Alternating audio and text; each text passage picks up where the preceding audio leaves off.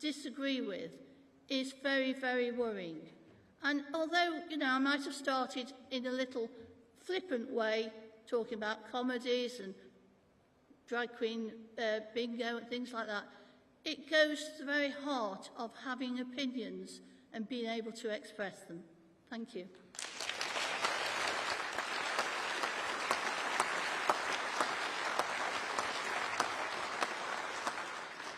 So, Peter Marin.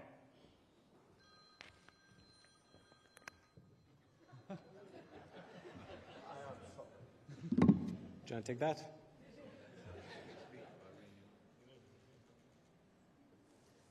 Peter, if you'd now like to go. Excellent. I'm going to keep it brief. I otherwise would be preaching to the converted. What a worthy debate to have about this topic. It's particularly pertinent to talk about it today, but it's also interesting to reflect a second on why this topic feels so at home inside of the Conservative Party. Why not with the Liberals, or why not with Labour? It's because really and uniquely, freedom of speech is embedded in the DNA of this country. It arguably has been the fuel of some of the most prosperous periods in the history of Britain, and it's important to defend it. Why? Freedom of expression is always fragile. It's fragile because it's very easy to convince ourselves that we're right and our cause is the right one to justify censorship. But really what we perhaps need to do is perhaps build the resilience of each other. Perhaps we need to encourage more healthy disagreement. And that is the tried and tested way to wrestle ourselves towards truth and towards a better future for all of us. Now, I'm going to end with one question to reflect on. Aristotle talks about the golden mean. It's this wonderful place where virtue dwells between deficiency and excess. I like us to think, and I like the panelists to think as well, where do we think this place is for the Conservative Party today? And also critically think, how does this differ from the other parties' ideal position? Now, I might disagree with all of you or where that stands. I might disagree with you on where we position ourselves on the spectrum, but I think all of us agree that we're willing to do what it takes to defend our right to disagree. Thank you.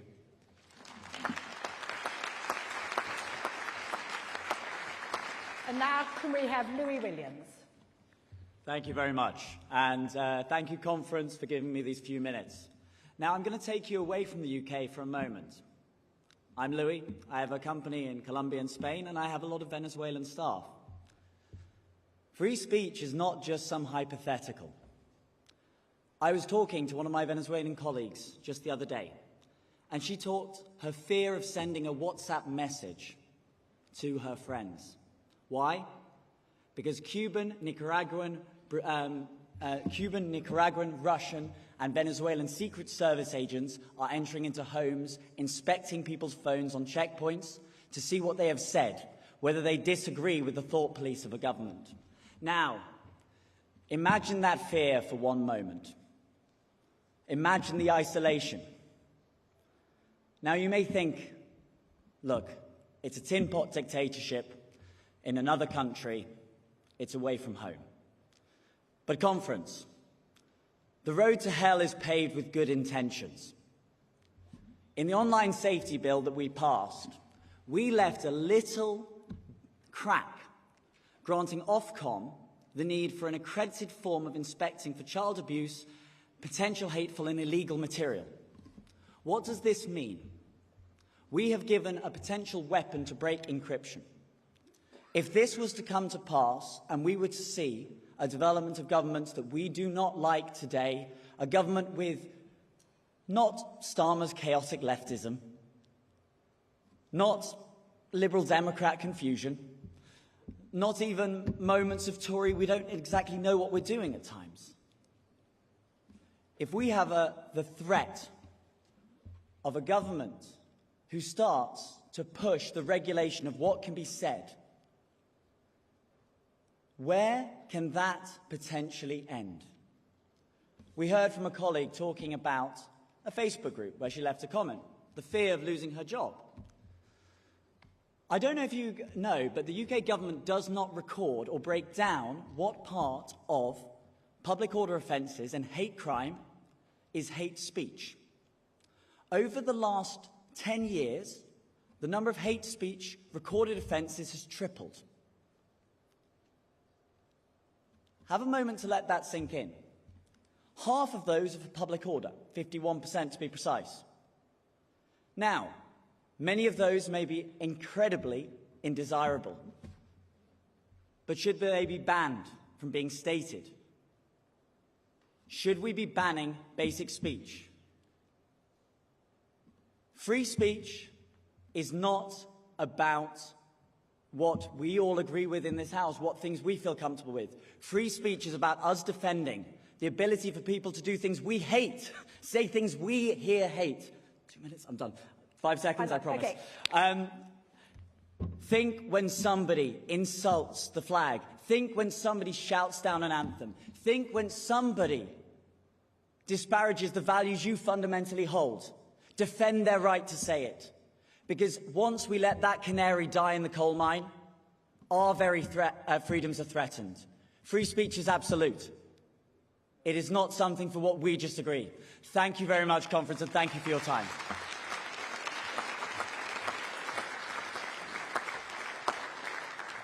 I'd now like to throw this open to the members to come forward. If you'd like to take your places at the blue tags where the microphones are, please, you will stand in a queue, and I will pick different members of you, so it's not necessarily first come, first serve. We have 1, 2, 3, 4. Jacob, while people are getting themselves organised, if you'd like to give us an idea of what your take so far is. Well, it's just so important, isn't it, that we hear already that freedom of speech has consequences.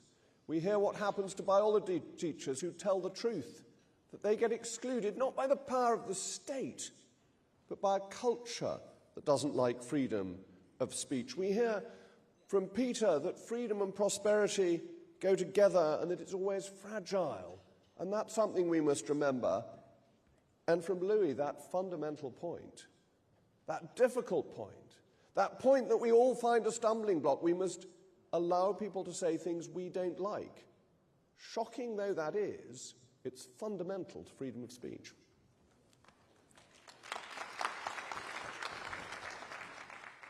Now, I think we'll go to number 1. If you'd like to do your 3 minutes, I will ask you to be brief and I will stop you if you overrun. Thank you very much. My name is Howard Jenkins. I'm from Winchester. I'm a chartered surveyor. Voltaire said, I do not agree with a word that you say, but I'll fight to the death to defend your right to say it. And I believe that's a world in which I wish to live. I'm very tired of people who are not allowed to say anything they want to say. Clearly there is offence in a lot of what people say, and I think it's understood when people are being offensive, and people should then be offended. But to have an opinion is our right, and I hope, Conference, you agree with me. Thank you so much.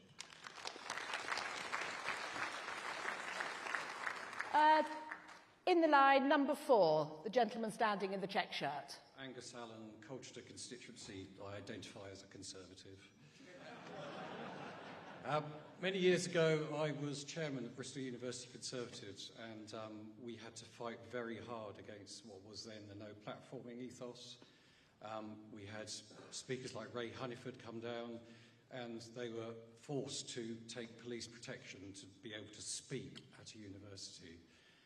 Now, a lot of the people who were protesting, they were from some of the best schools in the country, allegedly. And now there are High Court judges, they're the head of the civil service, they're in positions of power, and the attitude they had then hasn't changed one bit. So it's very depressing that 35 years later, we're having to refight the same fight. That people, whatever their opinion is, should be allowed to say it without fear or favour. Thank you. We're now going to number 2, down here in the front. Okay, well, My name is David George Gariban. I'm from Milton Keynes Central, and when it's about freedom of speech, lots of people say, obviously, when it's about losing a job, but I think it's also beyond that. It's also like, who are you that you're saying this? It also depends sometimes even on your race, sometimes your gender, what you meant to say. Because if you're going to say something more sensitive and you're a certain race or gender, you're going to be much more penalized than someone which is the other way around. Let's say you're going to be a white person talking about race, and obviously you may have some good points. Given you say some sensitive subject, you're much more likely to get cancelled than someone who, let's say, it may be from a different race or color. And so applies to gender and so much more. And this is also something that is unacceptable and has to be changed, these double standards in freedom of speech. Thank you very much. And now number 3, who's been waiting in the corner. Say your name clearly. Thank you. Ray Burston from Hales Owen. A few miles from here, in the suburb of Birmingham, is an abortion clinic which gained a certain notoriety over the last few years because Birmingham City Council passed a public space protection order, or rather used a public space protection order, to outlaw, amongst other things, silent prayer. Now, whatever your opinions of the rights and wrongs of abortion, I'm sure all of us in this hall would agree that we've reached a pretty dangerous point when even what people are thinking or praying in their hearts is considered illegal. So my question to Jacob is, when Labour and Liberal Democrat councils were misusing this law to outlaw silent prayer or even silent protest, why did the government not say to them, no, you will not do this, this is not what public space protection orders are intended for? Thank you.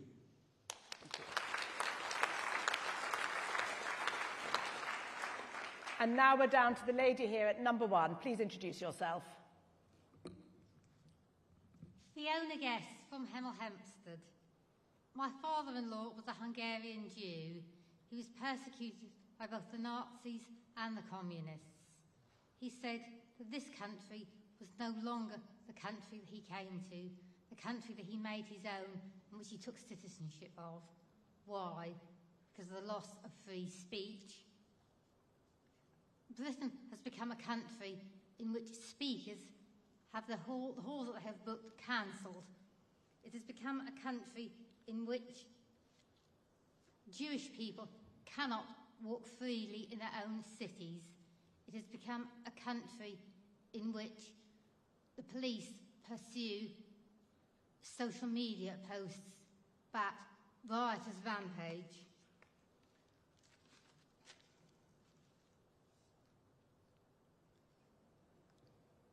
All this is unnecessary as well as being wrong. Harassment was already illegal. So was inciting violence. So were threatening behaviour and behaviour likely to cause a breach of the peace. I urge the next Conservative government to ditch this concept of hate speech and enforce the existing laws.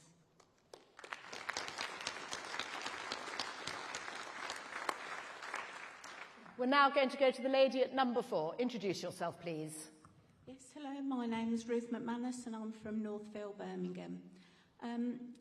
Just over a year ago, my niece qualified as a midwife and they were told that women giving birth could no longer be referred to as mums and breastfeeding was now chest feeding.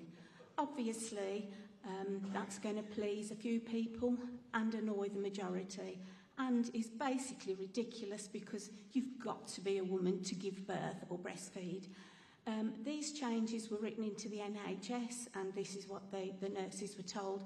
And this actually happened, obviously, while the Conservatives were in power. How on earth was this allowed to happen, wasting real important resource for the NHS for absolutely no reason? Oh, by the way, menopause is another one they covered. Thank you.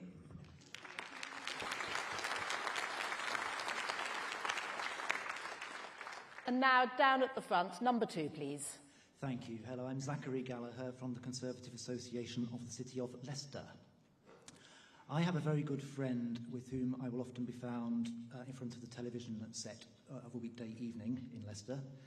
And the subject of freedom of speech invariably comes up, coincidentally, when we are sitting watching the contributions of Mr. Rees-Mogg as he's warming me up for Patrick Christie's. And My friend contends quite strongly that we don't have freedom of speech in this country, we have freedom of expression. But she's never quite persuaded me as to what the difference is, and I've often pondered, does it mean there are certain things that one cannot say, but one can maybe act out in the manner of the popular parlour game charades, such that one can express them but not say them? And often my imagination has wandered further. If we continue that debate up the M1 towards Scotland, and we cross the border into Scotland, are there certain things that we might say in that vehicle that become illegal in Scotland that would not have been illegal in England, given the difference in law there? I'd like to respectfully ask Mr. Rees-Mogg in his contribution to reflect and comment on the legal position as regards, do we have freedom of speech in the United Kingdom? Do we have freedom of expression? And are the two interpreted differently within different parts of the United Kingdom? Thank you.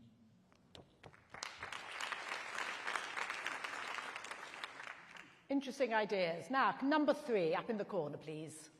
Clive Scowen, Harrow West. I want to raise the specific issue of religious freedom, something that's been the cornerstone of our democracy for certainly a good 200 years, something which has led to, or had led to, an incredibly tolerant country where people could hold a variety of different faiths with mutual respect and with very little difficulty.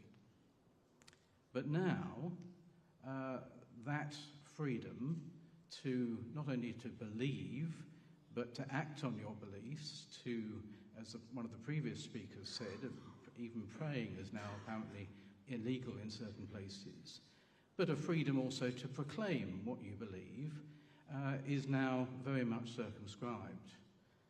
Time and again, Christian preachers are arrested for saying something unpopular.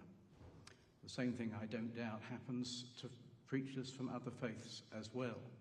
It is in the very nature of religious belief that not everybody's going to agree, and some people are going to be offended. But we must not concede the idea that there is a right not to be offended. There is a right to speak what one believes to be the truth, and others can accept it or not. But we seem to have sleepwalked, it seems to me, almost, into a position where it's really only the popular and the inoffensive which is allowed to be stated in public. Now, I don't know about you, but I would regard any religious faith which was utterly inoffensive as probably not worth very much. Faith, whether it's in Christ, whether it's faith in Islam or Hinduism, carries with it lots of ideas that others don't like.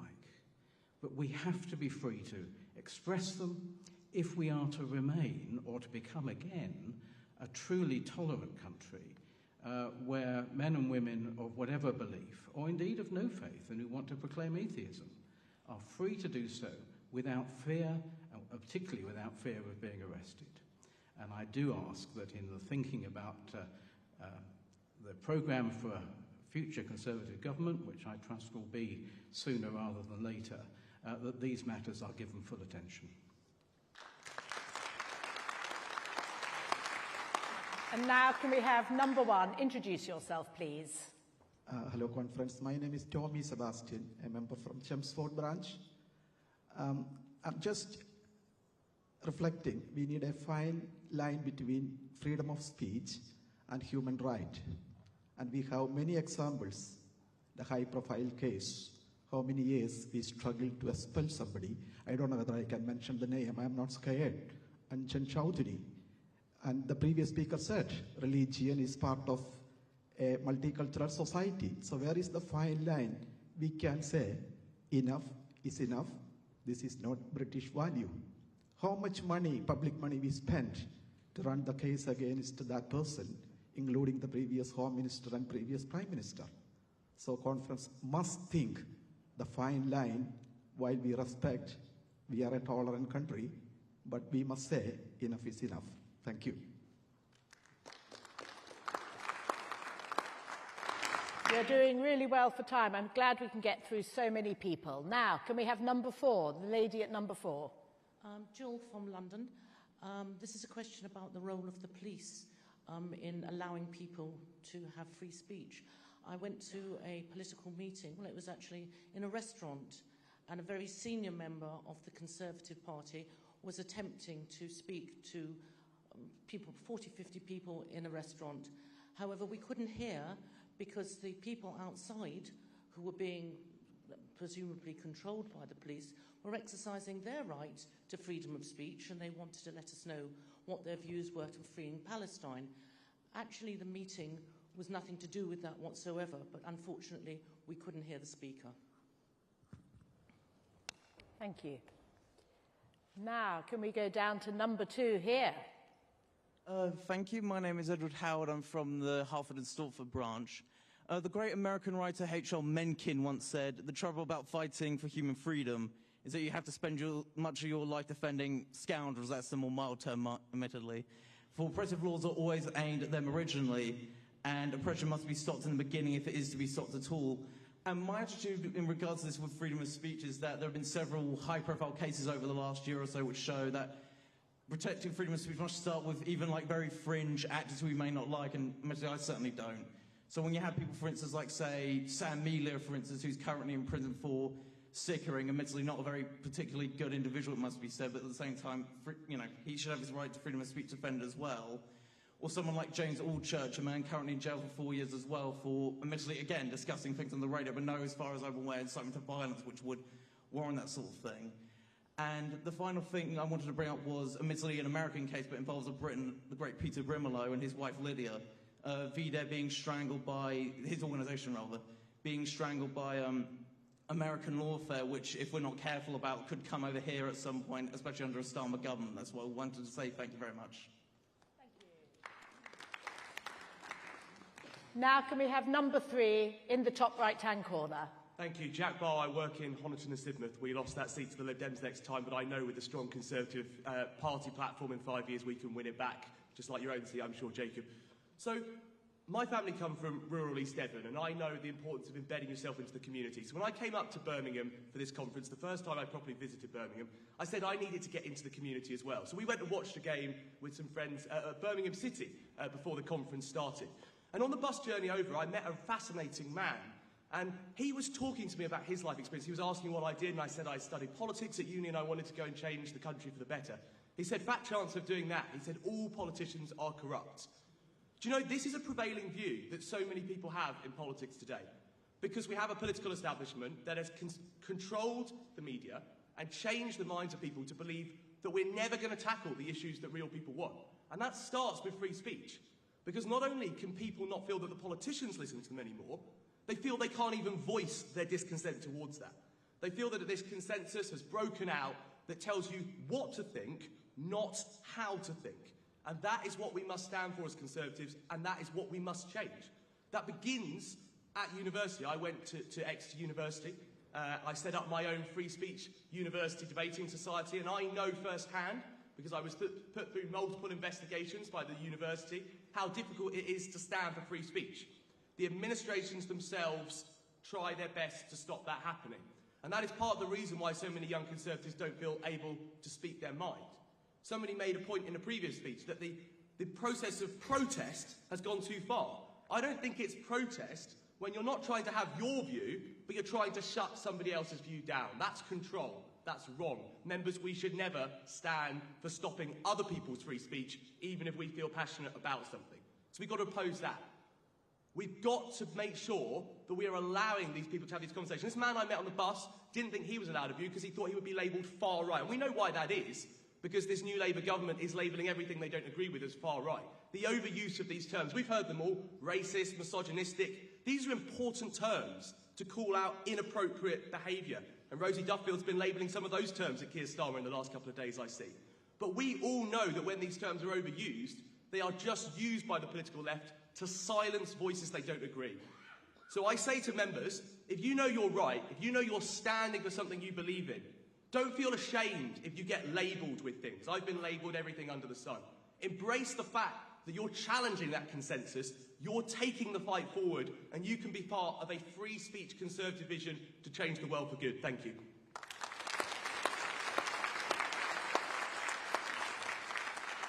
now we have time for just one more question before we hand over to Sir Jacob. So can the last question come forward? And do be quite concise. Thank you. Hello, conference.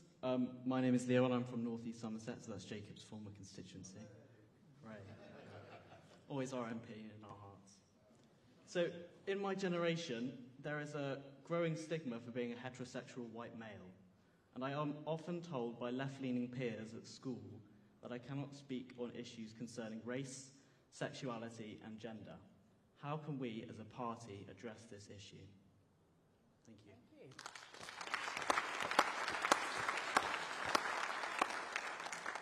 I'd like now to ask Jacob to have a roundup on all your ideas and to put some in himself. Please, Jacob.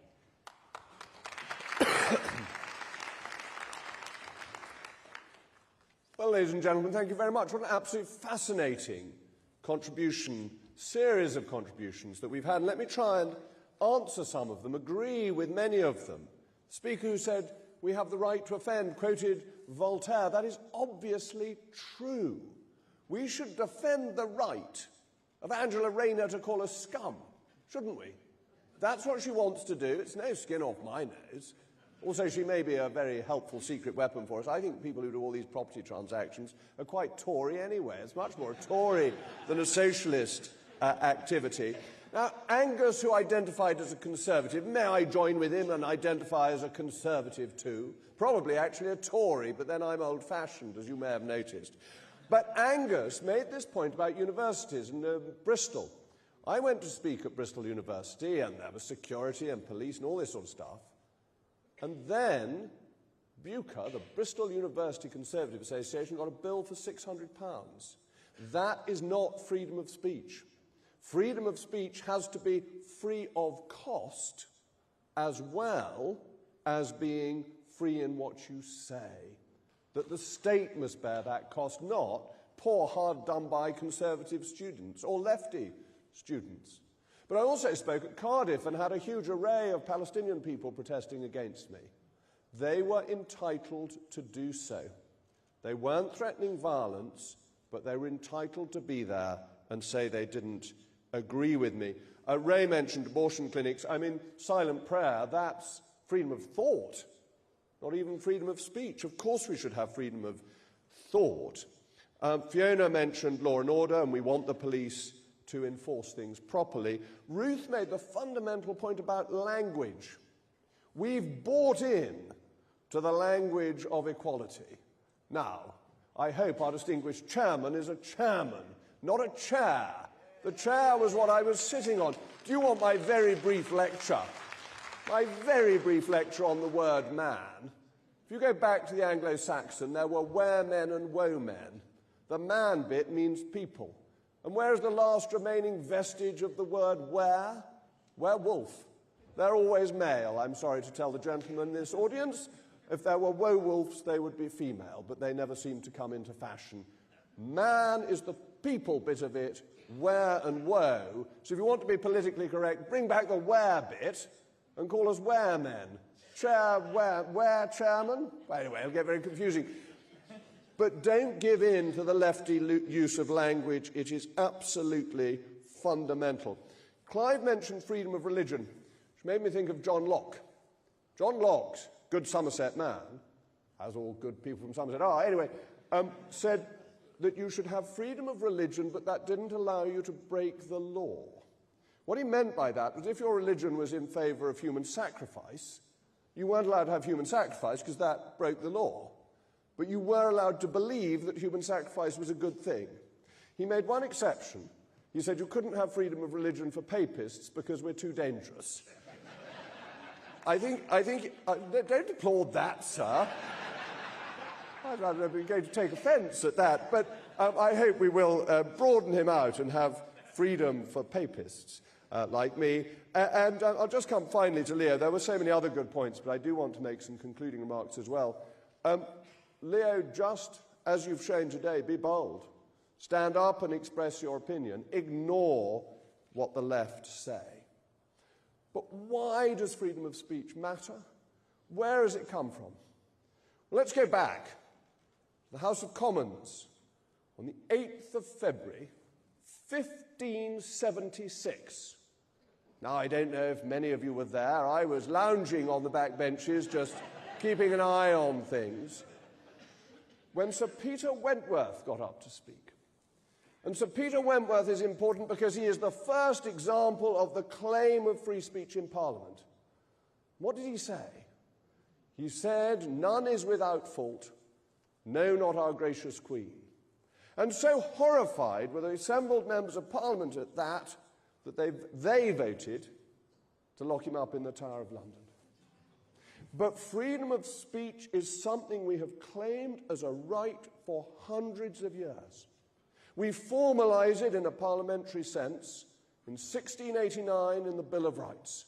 There is absolute freedom of speech in Parliament, both the Lords and the Commons, and the courts cannot overrule it.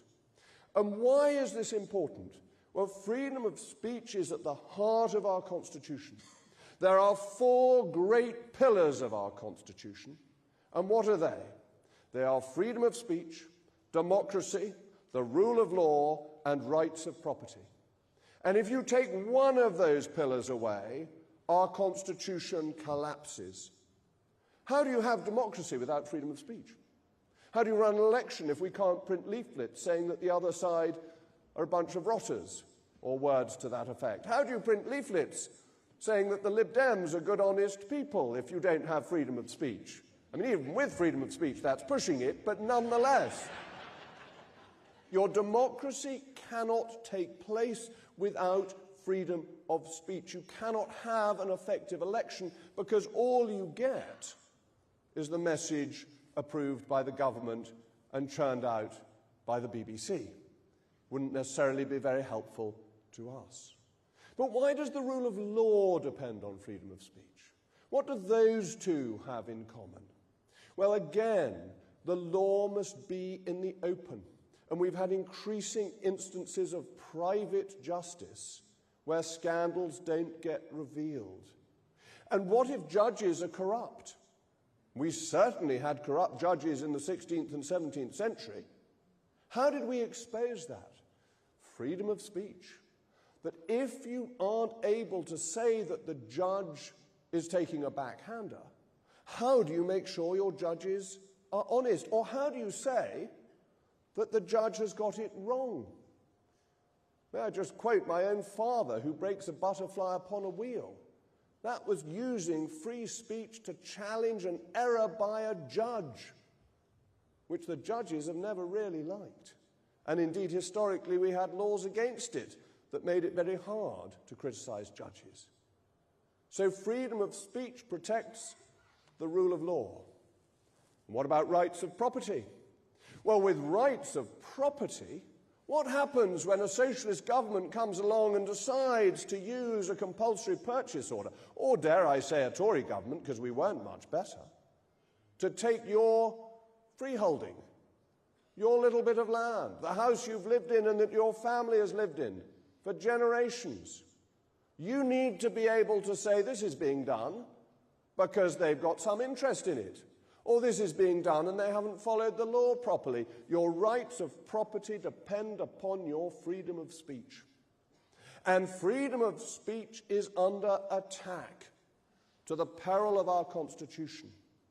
Who has read recently about Mr. Fayed, the former late owner of Harrods? Why did you not read a word about him whilst he was still alive in this context? Because we have libel laws and increasing privacy laws that make it harder to reveal things. And yes, the Online Safety Bill has made it possible for Ofcom to have regulations that will curtail our freedom of speech.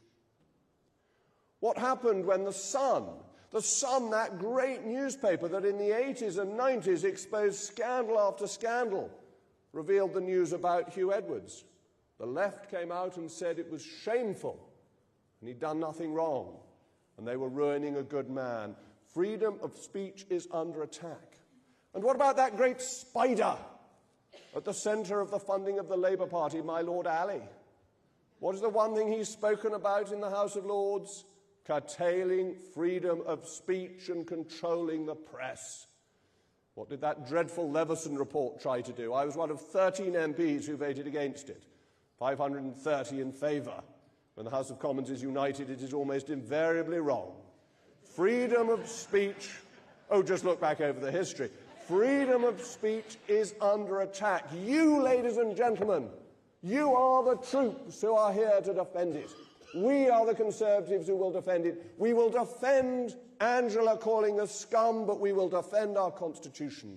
Because without freedom of speech, the other pillars collapse. There is no democracy, no rule of law, no rights of property. And the Labour Party hates freedom of speech because socialism is always exposed by truth.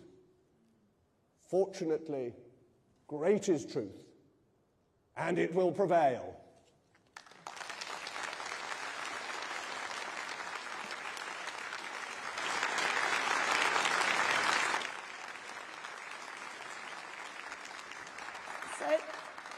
Thank you very much for those really interesting contributions on protecting freedom of speech, and thank you very much to Sir Jacob for telling us his views and feeding in, perhaps as one of the greatest orators of his generation, on his views. Thank you very much.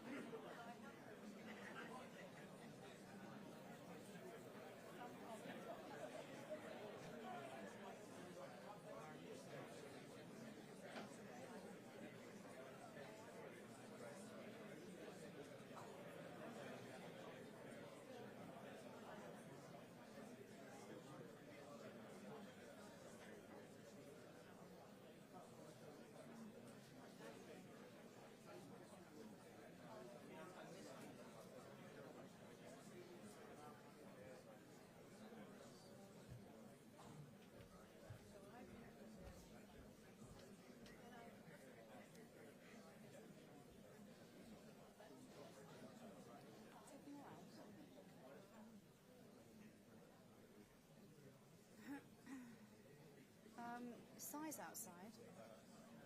I don't know.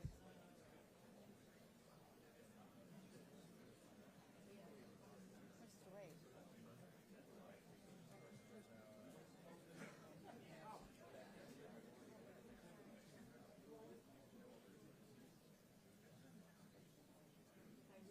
We've got James's team here, so...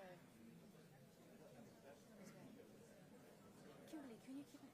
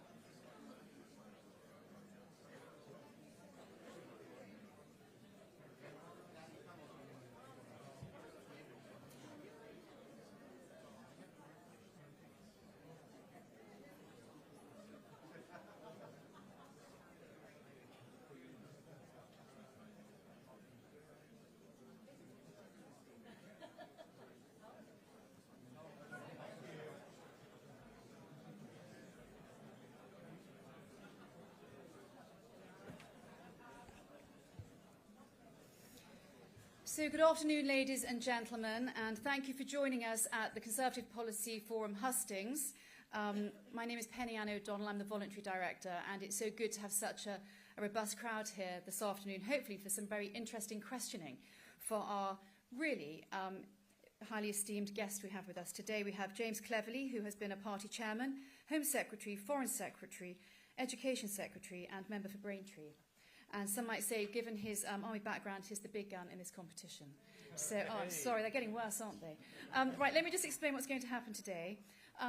There's a format where we at CPF, realising that people really didn't want to speak about policy for the next 10 to 18 months, we've done a survey about what it means to be Conservative for our members, our valued members, and we've had just shy of 6,000 responses. And what we've asked, we've passed that data on to each of the candidates, and we've asked them to please frame their speech today around those values, and hopefully our questions will also link into the values. And it won't surprise you to realise that pro-defence was the first one, strong national defence. We had responsibility, personal responsibility and self-reliance. Pro-enterprise, living within our means, and also pro-democracy, where it's pro-family and localism and sovereignty. Pro-opportunity, social mobility, and then principled fairness, pragmatism and honesty, and pro-justice with the rule of law. So those are the values that came out strongest in our survey, and that's what we've asked James to think about when he's putting his speech together. I also need to advise you that we don't have Kemi Badenoch today.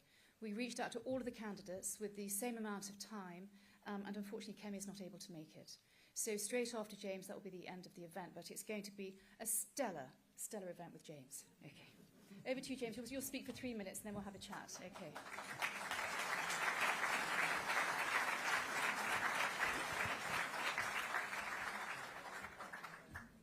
I have been travelling to associations. I have been eating rubber chicken with that strange grey mushroomy sauce that is too familiar to too many of us for many years, long before I was elected to anything.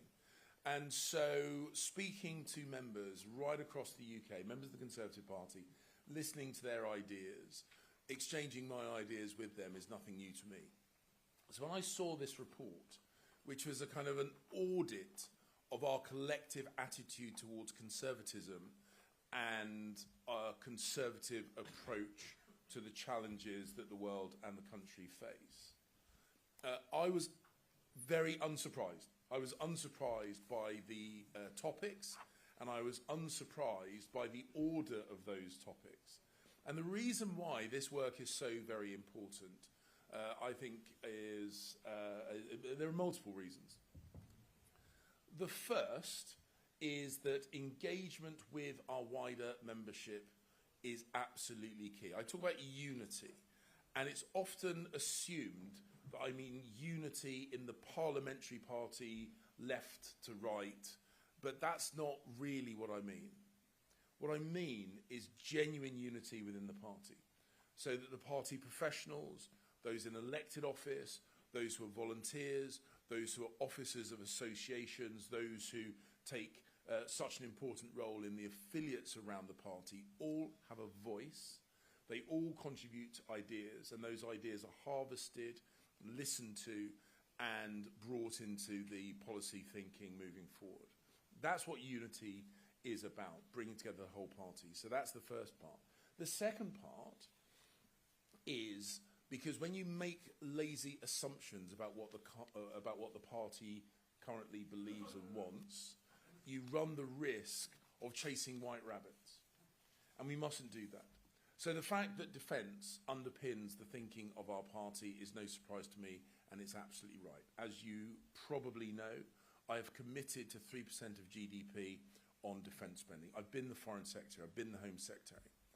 I've received reports from our intelligence and security agencies. I've received briefings from the heads of our armed forces, from the heads of MI5, MI6, GCHQ. I know in detail the threats that are lined up against us, and I know how much more we need to do to defend ourselves, our values, and our allies. And then the other things, very much about community, very much about duty, very much about service, very much about freedom. These things underpin our conservative values. Our policies should follow our values, and the way we govern should be very much led by the things that are embedded in that report. And as policy evolves, I will ensure that I continue to harvest the good ideas of the CPF branches across the country and the intellectual horsepower of all our members. So can I thank you for putting the report together? Can I thank you for giving me the opportunity to speak to you? And now I throw myself open to a barrage of difficult, challenging technical questions designed to trip me up. Thank you very much.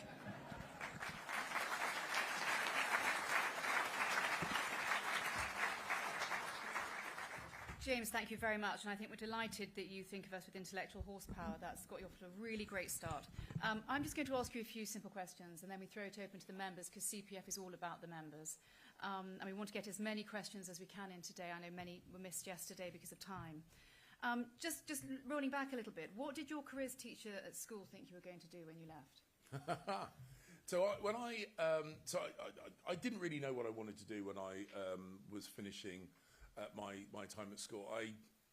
I had that traditional combination of A-levels, geography, physics and art. Pick the bones out of that.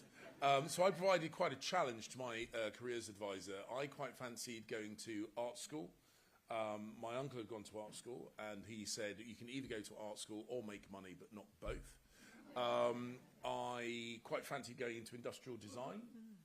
Didn't end up going into that. And in the end, I joined the army, which when I first said to my careers advisor, I've decided to join the army and being an army officer, he literally laughed out loud. Because I might not necessarily be in the most disciplined of sixth form students. Well, think about sixth form students and what often marks our memories about being in the sixth form. What track gets you cutting shapes on the dance floor? Love a bit of Jump Around by House of Pain. I still love Bootsy Collins, bit of Bootsy Collins. So a bit of Blue Beat and ska. Thank you. Bit of reggae, early first gen reggae that I grew up with at home. Thank you very much. Thank you. And you've spoken with great pride about your mum's career as a midwife. Yeah. Yeah. So in your mind, what defines a woman? Well, look, so mum's a midwife, and she's not with us anymore. But it's either X and Y or X and X, and that's it. I mean, that is the bottom line. Now, that's fine, thank you.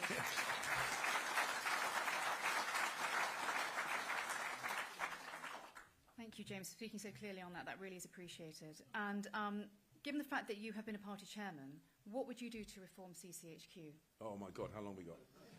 And can we also do a focus on the candidates department, because we feel that a lot of people are very angry about how they were disempowered around candidate choice in the last general election and selections? Yeah. So a couple of things. First point, if it's easy to say I will never parachute candidates in. Well, if you've got a week till close of deadline and you've got 100 or 150 or 200 unselected constituencies, you will parachute in candidates. So if you don't want it to happen, you have to do stuff. You can't just say stuff, you've got to do stuff. Which is why I've said we need to select about 300 quality candidates in 18 to 24 months. That is a real job of work. But if we don't want to parachute candidates, that's what we've got to do. We've got to get our data. We've got to get our campaigning data. Vote sources, great, but garbage in, garbage out. We've got to really tighten up our data. Our digital campaigning has got to be much, much, much, much better. And let me give a final point in this answer. Put your hands up if you have received any training from CCHQ on things like campaigning or fundraising or social media or anything like that. Everyone put your hands up. Better than most audiences. Most audiences I get 2 or 3 hands total. The fact is it should have been every single one of you. Every single one of you should have been made a more professional campaigner by the centre, and then we will actually be a much more successful campaigning machine. Oh, and by the way, bucket loads of money. We need bucket loads of money. I think, and following on from that, James, what single policy do you think would do most to win back lost votes from Labour? If you're going to make us all better campaigners, what single policy would do most? So this is where I'm going to upset the audience. I know it's very policy focused. I'm not convinced initially it will be policy that wins back voters. We absolutely have to have policy going into the general election, but the best product presented by a bad salesperson won't get bought. So the first thing we need to do is win back the trust and respect of the voters. That is down to behaviour. We behaved appallingly. And because we behaved so badly, they stopped listening to us. And because they stopped listening to us, when we did things like, cut national insurance contributions, when we reduced inflation, we got no credit for it because they didn't like us. They didn't want us to win. They didn't want us to put policies in place. They wanted us gone. And until they're willing to have us back again, the arguments about policy, this is why I disagree with, at this point in time, having divisive arguments about policy issues that might not actually even be relevant when we get back into government, I think is a strategic error. So let's win back the respect of voters, let's win back their ears, then we can put across our ideas. And just a quick question following on from that is, how will you do that? Stop behaving like bloody children. Yeah, I don't think you need to go any further. That's great. We're now going to open up to questions from the audience. If you can pop your hands up, so we've got a gentleman over there in the third row. If we do two at a time, is that okay? We've got a lady here in the second row. Thank you, Mr. Cleverly. I think how a politician imagines their target voter tells you a lot about them. So Thatcher had the thrifty entrepreneurs, Tony Blair had the aspiration generation, Theresa May had the just about managings. And in each case, that affected both how they governed and how they fought and won or lost elections. So I wanted to ask you, and I've asked this of a couple of the other contenders, to paint us a picture of the target voter of a James Cleverly-led Conservative Party. Please, without using the phrase silent majority. Fantastic. Two at a time, one at a time? One at a time. So this lady here. Hello, I'm a local member in Chichester, and unfortunately I'm one of very few young Conservative members in that association. So how are you going to win round the young voters who are the future of the party? Bingo, thank you. So this is going to sound really self-indulgent, but the voting family that I have in mind is very much the family that I grew up in. So my dad started and ran a small business. My mother was a midwife in the NHS. We had someone in the private sector, someone in the public sector. They were not wealthy, but they were not impoverished. We grew up in southeast London. We grew up in the suburbs of a city. Dad wanted best for our family. Mum wanted best for our family. And they knew the value of money coming in. They knew the cost of money going out. And these days, a family like that would almost certainly be Labour voting, certainly not Conservative voting. And if we are not winning back families like that, that mix of public and private sector employment, that aspirational, not impoverished but not wealthy, if we are not able to speak to the heart of families like that, we might as well pack up and go home. So that's very much as I say, apologise for being rather self-indulgent, but that's how I view the kind of people, the kind of family, the kind of lifestyle that we have to speak to with credibility. And it kind of flows into the point we're making about younger voters.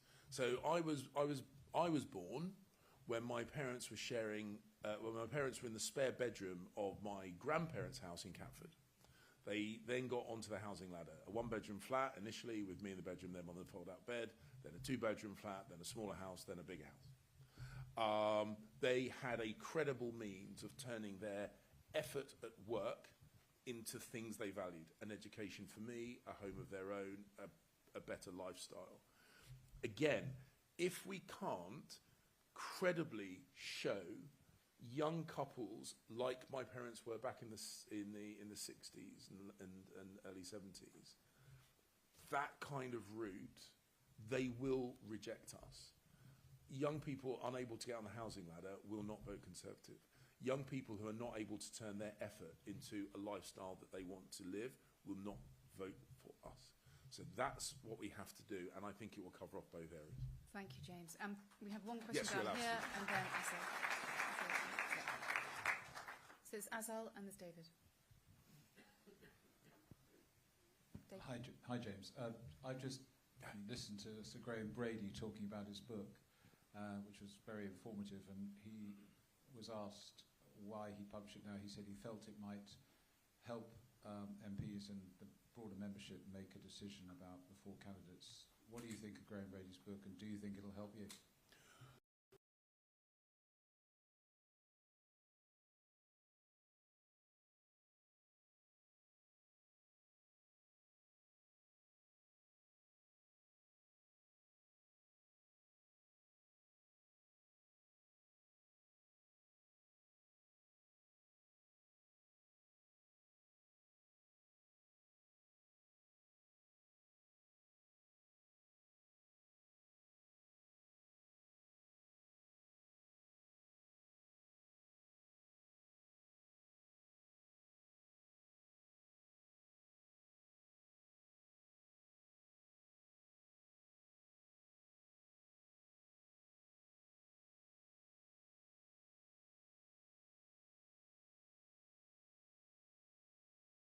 James, really pleased to hear you included affiliate groups in your Unity pitch. Today's our second anniversary, we've been running for 2 years. And talking to many affiliate groups, and there are some in this room as well, we feel that the only time we're contacted by CCHQ or indeed parliamentarians is when you either want money or you want us campaigning. Yet we do things that CCHQ and others can't do. We're closer to the communities. We don't feel part of the organisation. So, for example, if I talk about my own organisation, the Conservative Friends of Small Business, we'd like a formal slot with, say, CPF to talk about business, how we can feed into policy for business. I know Penny and I have been talking about that, so there is some work. I was going to say, but that's going to be coming up. So I'm going to shorten the questions. I'm really sorry, and we're shortening the answers. How do we link into the business groups really and into question. CCHQ for business? Thank you, Azal. Yeah, thank you. So as Conservatives, we believe in the liberating effect of competitive markets, don't we? Yes? Someone want to tell me that I'm wrong? Yeah? Okay. Unless, of course, it's CCHQ, in which case we run a monopoly, we exclude competition, we suppress the kind of the new starts and fast growth enterprises that might compete with the power base. I think we should probably stop doing that. I think we should recognise that no individual or entity within the party has a monopoly on good ideas. We should be willing to be challenged, and where functions can be better delivered through our cloud of support, whether that be affiliate groups, CPF, whatever, we should have the courage, the moral, not the moral courage, the intellectual courage to say, our members are smart people, we trust our members, maybe we should also trust their judgment every now and then. Thank you. Next question. So, right, we've got the lady here in this fourth row back, then we've got a gentleman just behind her, and there's two further back. We can get the mic to them as well. Right, so we start with you. Hi, James. Hannah Gray from Beckham and Penge. Nice to see you. A straightforward question, and I'm sorry, I'm going to put you right on the spot. Illegal immigration versus legal immigration. We had some very clear answers yesterday, and I'd wonder if you could just give us your view on that, please. Cool. Yeah. When you say very clear, if they were simple answers, they weren't answers. No, it really is as simple as that. If someone sits here in front of you and says, I will put a cap and that will work, and I will pass a law and that will work. We've tried that for 14 years and the British people don't believe us. Trying it one more heave at sounding tough and under-delivering will kill us as a party. I got to the Home Office with a very clear brief. Stop talking tough, start delivering. The Home Office is doing it back to front, and it was killing us. So I downgraded the rhetoric, and I deported more people. We had a higher rate, under my watch, in the 7 months I was there, our asylum rejection rate went up. Our deportation rate went up. Our net migration rate came down. I gobbed off less and delivered a bucket load more. That's what gets us back into office. And anyone who sits here in front of you or on a stage, whatever, and says, the simple solution is to do this one thing, they either don't know what they're talking about or they hope you don't know what they're talking about. Thank you, James. Neither's good luck.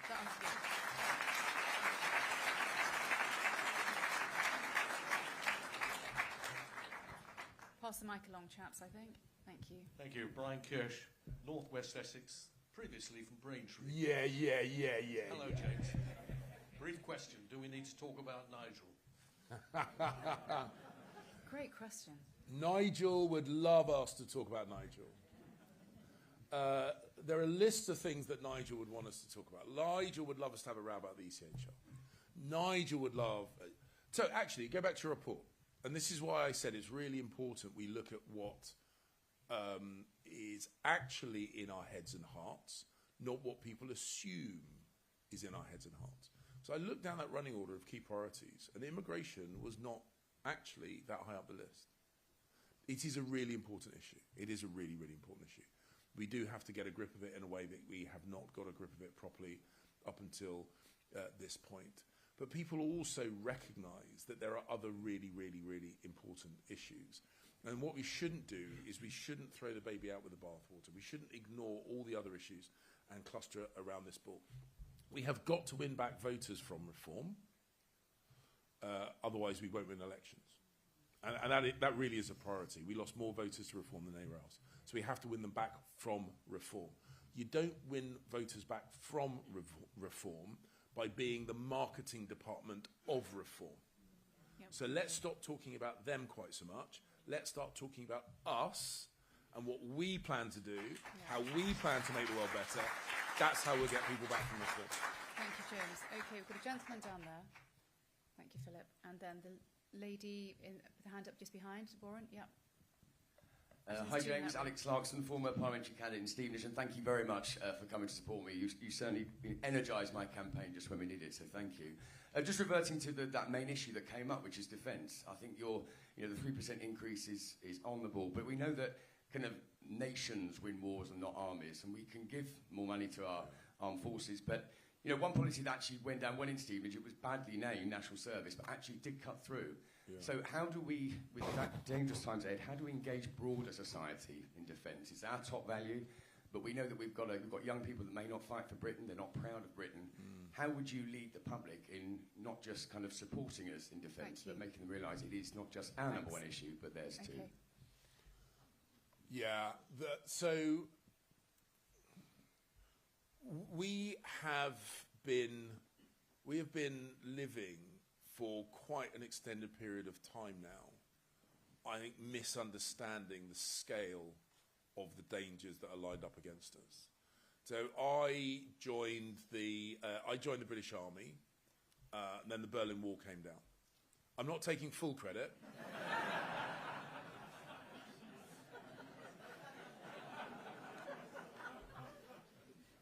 I'm just saying it's too much to just write off as coincidence.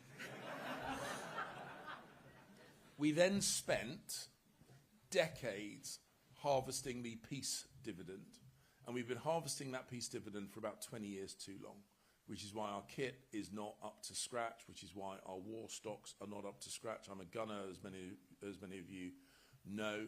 Our stockpiles of 155 artillery ammunition, large caliber artillery ammunition, is just nowhere near as big as it should be.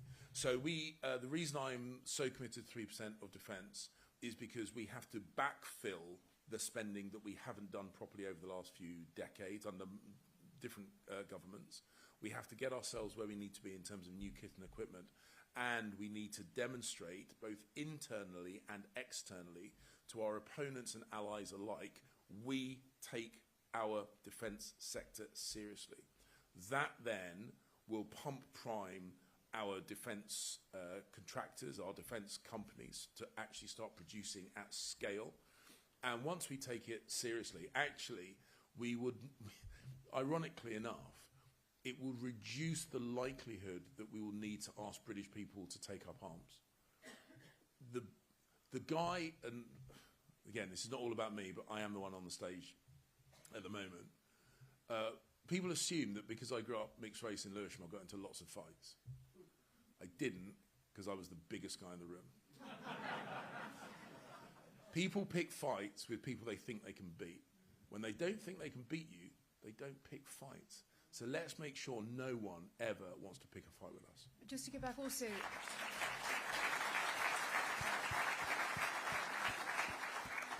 Was there an element of wanting to recruit more people into the military there in your question as well? Yeah, not just recruit, but kind of just briefly, was there? Recruit the mindset of the public, though. So Yeah. Okay. I think you've covered that. And actually, there's some hygiene factors here. So we're actually we're not bad. We are actually not bad in having people want to join the armed forces. Our mechanism for processing recruits is appalling, and we lose a lot of people just because the admin around recruitment is so shockingly bad.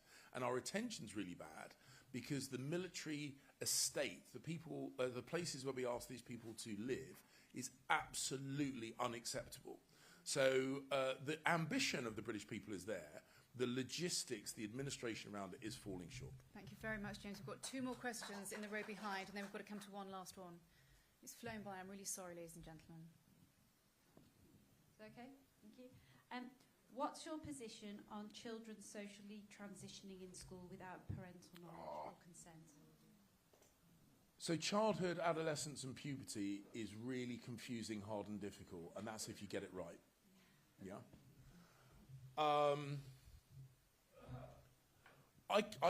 I clearly missed the memo when we collectively decided that children dictate to adults and adults don't teach children. Because that strikes me as a bit of a recipe for disaster. We know, and this is not a criticism, it's just a statement of biological fact. Human children are born with not fully developed brains. It's how we get an animal with a very large skull through the pelvic bone of a woman. But that's how other animals don't have this problem. Deer are born pretty much ready to rock and roll. And they are up on their feet within minutes. They are running within hours. Humans don't do that. So this was the biological trade-off that we made through evolution. We have big brains, but children are vulnerable and unfinished for quite some time. If we lock things in, particularly if we do things which are irreversible medically, because someone who is not yet fully formed is dictating to adults whose job it is in life and society and evolution to protect those as yet unfinished and precious creatures, we're screwed. Thank so you, let's James. stop doing that. I don't want to interrupt you.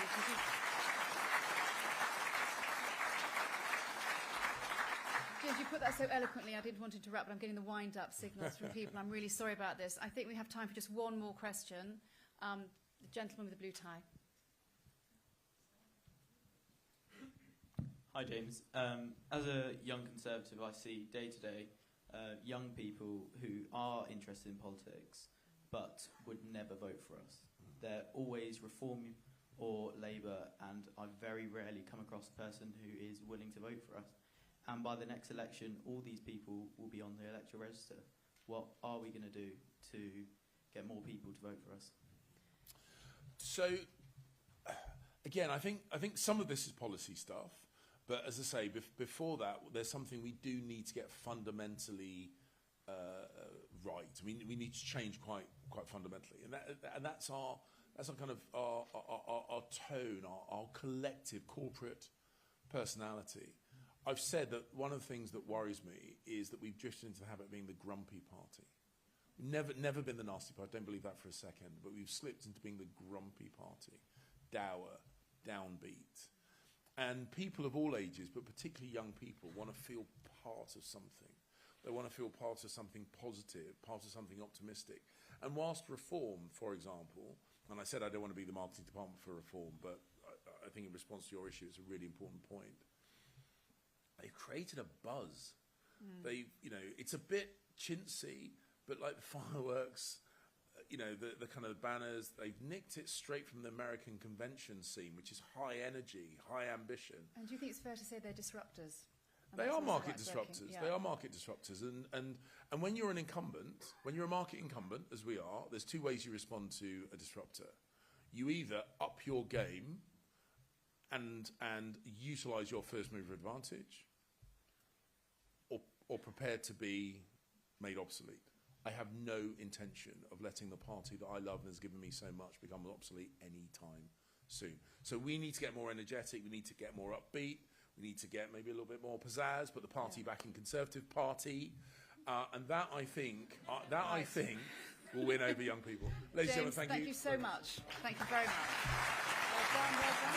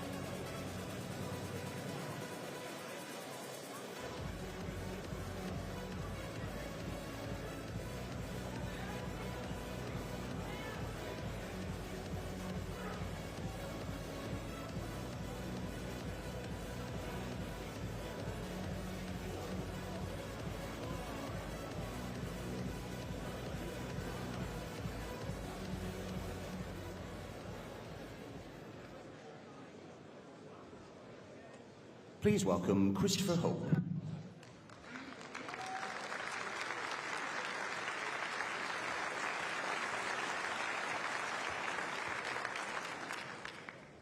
Hello everyone, great to be here. Now it's a long way from New York City, where I was asking the Donald questions for GB News on Thursday night, to Birmingham and the ICC. In the next 2 days I'll be grilling the 4 candidates to be leader of your party, the Conservative Party, and possibly, maybe, just maybe, the next Prime Minister by the end of the decade. But let's not get ahead of ourselves. I'm Christopher Hope, political editor of GB News. I've been a journalist all my life and spent most of my career at the Daily Telegraph, where I hosted Chopper's political podcast and was made the associate editor for politics by the end of my time there.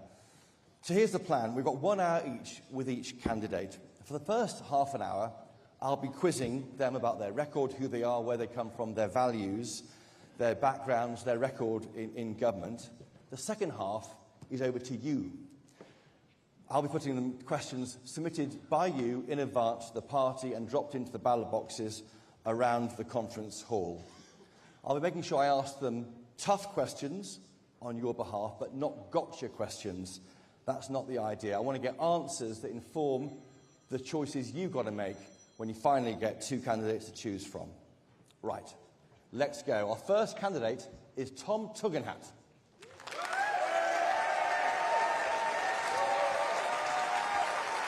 Cheers, Tom. Good to see you, buddy.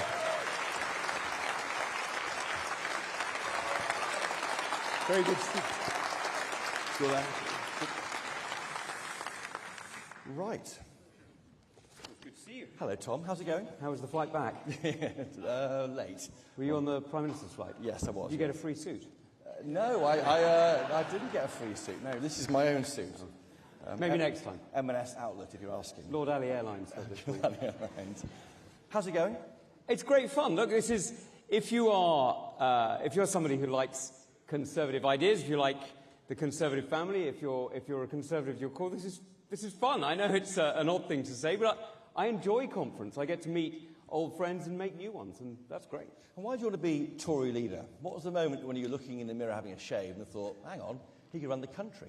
Well, look, for me, my entire life has been about public service. I mean, just as you've been somebody who's asked questions, I've been somebody who tries to answer them. I've spent 25 years serving our country in different ways. I've served on operations in Iraq and Afghanistan, as you know, and I've fought our country's battles quite literally personally.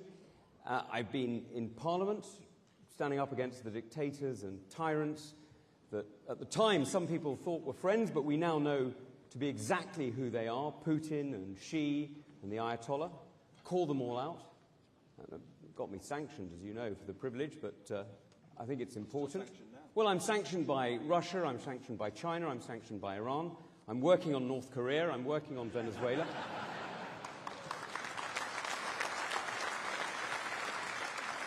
Okay.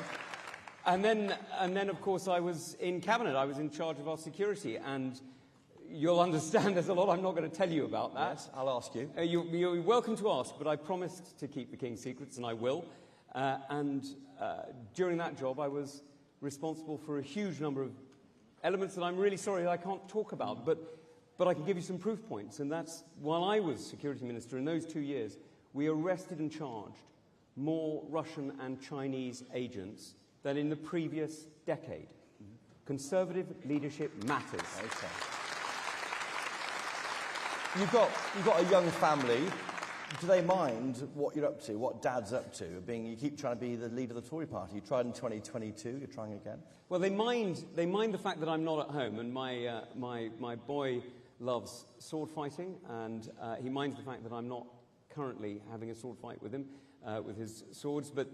And my daughter minds the fact that I'm not always at her ballet recital. I know this is something we share. Yes. Is the fact that our daughters are both very, very keen ballerinas. Yours rather more professionally than mine. Don't tell her I said that, please. But my daughter is only 7, so I think she could. Okay. But of course they mind. But I'm very proud of them, and they're extremely supportive of me. And my wife is unbelievably generous in letting me come away for days like this and taking on the responsibility. You mentioned your service. Obviously, congratulations on your service. 2003, 2013. in the British Army, Lieutenant Colonel, when you stopped doing that work. You served in Iraq and Afghanistan. What did you learn from that service about being a leader, about being maybe even Prime Minister? Well, look, I mean, many people learned a lot of things in Westminster, and their experiences, of course, important. I learned what I know about leadership in combat in Iraq and Afghanistan, and I learnt it by working with one of the most impressive people I've ever had the privilege to serve, and that's General the Lord Richards, who was, at the time, he was Chief of the Defence Staff. I was his military assistant. We had the responsibility, or he had the responsibility, I had the responsibility of supporting him, of making sure that our operations around the world were delivering in order to protect the British people. And, you know, that sense of service, that sense of duty, that sense of protecting Britain from all threats is something that is absolutely at the core of who I am, because you've got to decide who you are and whose side you're on, and I have always been on the side of the British people. I've never wavered in my absolute commitment to keeping our country safe and keeping our people safe. Okay. And just a quick question, were you a spy? I was a uniformed intelligence officer. Okay, because the internet says things about you. The internet says many things. You backed Liz Truss in 2022 to be leader. You regret that? Look, I stood because I thought that I had the best answers to the challenges that we faced at the time. And I liked when I was knocked out, sadly, before you guys got a chance to vote, but there we go. I got the choice between two people, and one of them was talking about growth, and many of us were inspired by that message. I think we were disappointed by the failure to deliver. Okay. And you're loyal? There's rumours that you were trying to be leader last year. No. No, you weren't doing any fundraising or any work behind the scenes. You're loyal to the leader. And I have been absolutely clear that when I'm in a government, I serve that government. If you don't get this time, you'll be as loyal as you have been in the past in the future leader. Okay. What's your conservatism? I mean, are you centre-left in this party? Are you a wet, to use that Thatcherite term? Chris, this is one of those questions that really comes up using the language of the socialists that's used to divide us. They keep trying to describe us. They keep trying to describe your channel as right-wing, to try and disparage it, to try and knock it off, to try and pretend we shouldn't listen. But the truth is, we're not left or right. We're conservatives. And we all share...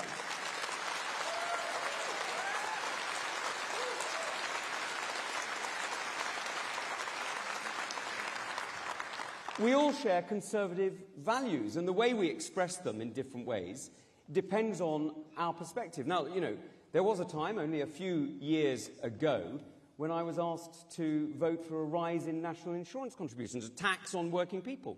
Now, that wasn't in the manifesto. I thought it was the wrong thing to do. I didn't support it. Does that make me left-wing or right-wing? There was a time, a few years before that, when I was asked, we were all asked, to vote for vaccine passports.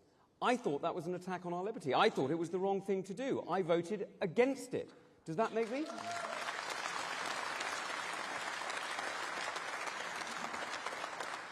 If you win, what's your day one action, the first thing you do? Well, look, let's be honest. The day one action is to reform the central party machinery. It isn't working. There have been...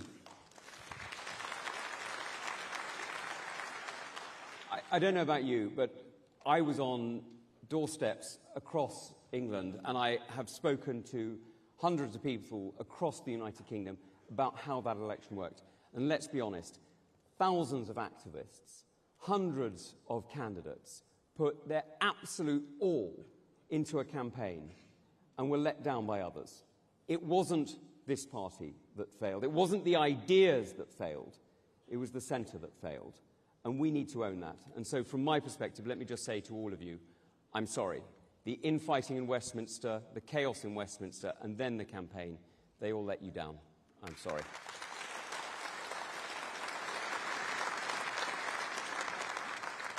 So how would you restore that trust that was broken at the election campaign?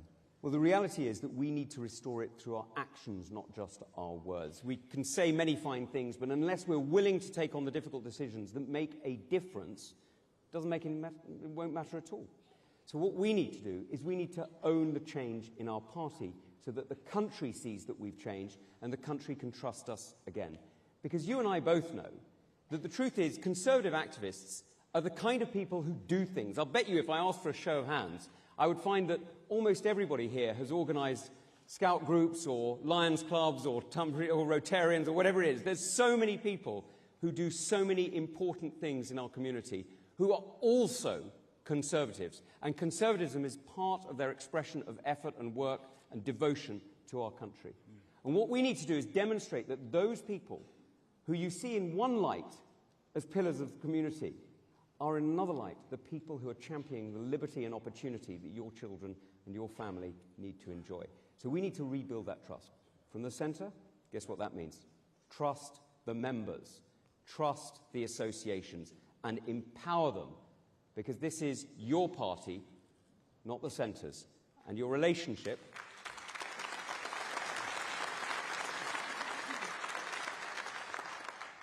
Let me be quite clear. The relationship between you and the central party should not be a begging email for 20 quid every 2 days.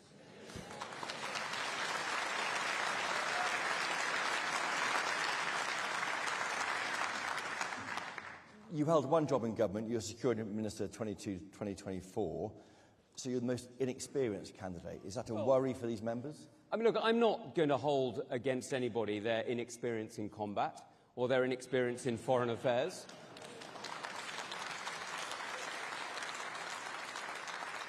You know, I won't hold against them the areas where they didn't serve our country and didn't put their lives on the line. They have served in other ways, and I think we should respect that.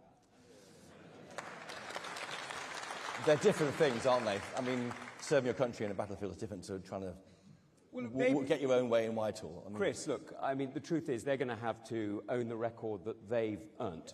We'll ask them about that. Okay. And they're going to have to stand on their record. Okay. I'll stand on mine. Mine is 2 years keeping this country safe, introducing the National Security Act, arresting and charging more Russian and Chinese agents in the previous decade, and reforming areas of our intelligence and security services that I'm afraid I'm never going to tell you about. Okay. On your record, though, you supported a manifesto that promised to cut net migration in 2015, 17, 19, 2024. What did you do to try and control migration? That was a massive promise issue which your party failed on. So the reforms that I was making before we were somewhat rudely interrupted by the election was to bring together the intelligence networks that we could share publicly with other countries. Now, that's slightly limited, but there are various areas that we could work together, and that I was working together with countries in around the world. And forgive me, I won't tell you where. Illegal migration. That's on illegal migration. The big number is net migration. The big number is net migration, and this is where we need to, Secretaries of State need to own their record. I got deeply frustrated with this pledge that you and I constantly heard, and I made because I meant it, of up to 100,000, and I've repeated, and then hear Secretaries of State going, I get that, but my department's an exception. My department's different. My department's not the same as the others. Oh, no, I get the cap, but not for me. Well, I'm afraid that's not how government works. You've got to actually mean it. And I'm afraid when Secretaries of State say, but trade will suffer, but health will suffer, but foreign relations will suffer, but I won't get the builders into housing, well, that's not the answer. The answer's got to be that you've got to have a really serious grip of the economy and think about how the British system works. You've got to train people. You've got to inspire apprenticeships. You've got to put the cap on the degrees, not on the apprenticeships. You've got to make sure what you're actually doing is you're helping people to fill those spaces. That's what we need to do. That's my commitment, and that's what I'll be delivering as leader of the Conservative Party. So you won't set a cap?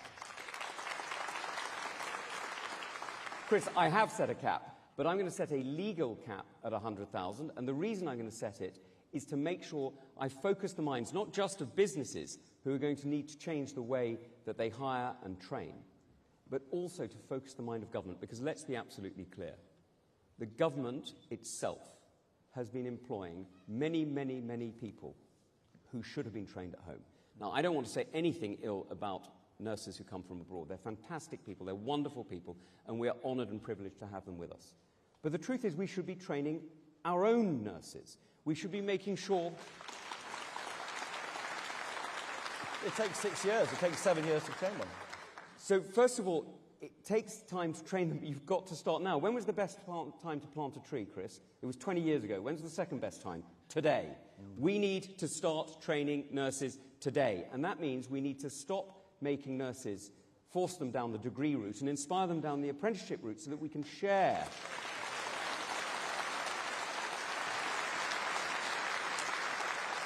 You know, is it right, Chris, that a nurse leaves a university with less experience, not her fault, but less experience hands-on in a hospital and a huge debt, when she could leave an apprenticeship with more hands-on experience and no debt? Isn't that the right answer?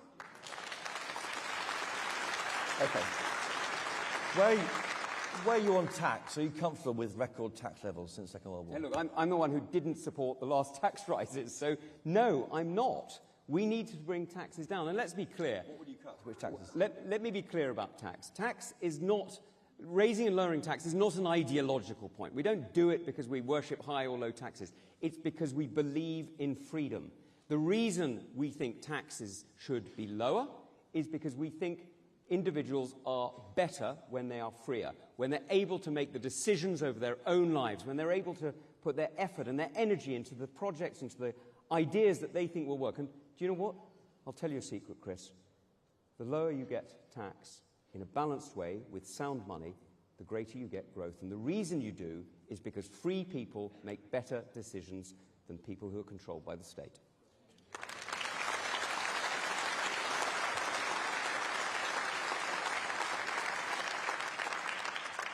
So looking forward, how will you beat Labour in 2028 or 2029? Do you hear what I just said about growth? Yeah. We need to get that going. But let's just listen to what Sir Keir Starmer said in Liverpool in the weeks gone by. He's actually specifically said that he believes in state control. He hasn't said it metaphorically. He hasn't even dressed it up. And to be fair to him, it's the one thing he's been absolutely honest about.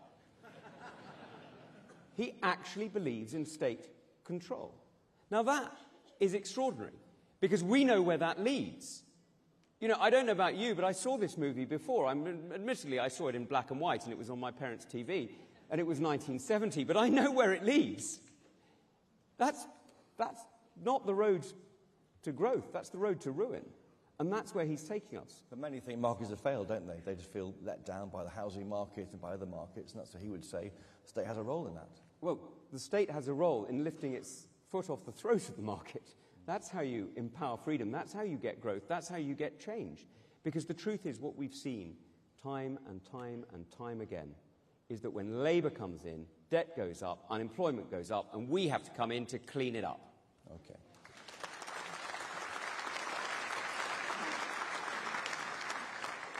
Your big job for these people is to get them back into power. How do you do that? Is the enemy the Lib Dems or reform? No, the enemy is trust. We have eroded trust in ourselves, and we need to rebuild trust in the Conservative Party. Because let's be honest, people didn't vote for that paddleboarder to become Prime Minister, and they didn't vote for Nigel either to become Prime Minister. They voted against us. People woke up in the morning and they wanted to get us out. And some people voted Lib Dem, some people voted Reform, most people stayed at home. We need to rebuild trust in the Conservative family and rebuild trust in British politics. And I'm standing because rebuilding trust and building trust is something that intelligence officers do every day.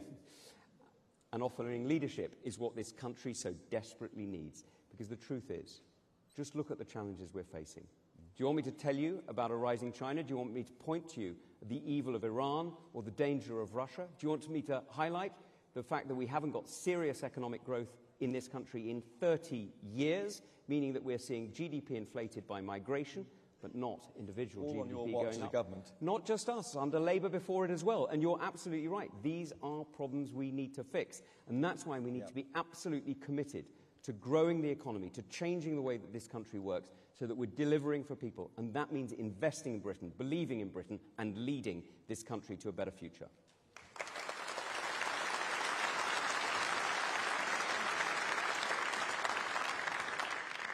Well, why not do a deal with Nigel Farage?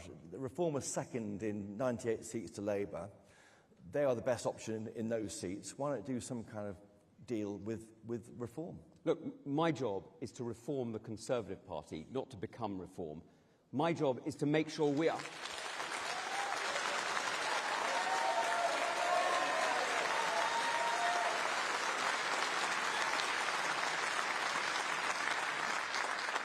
My job is to champion our values, to champion the conservative voices around the United Kingdom. But too much of the last few years, we've been a Westminster club. Let's be honest, and when I've been on your podcast in the years gone by, the conversation is about Westminster and all about Westminster.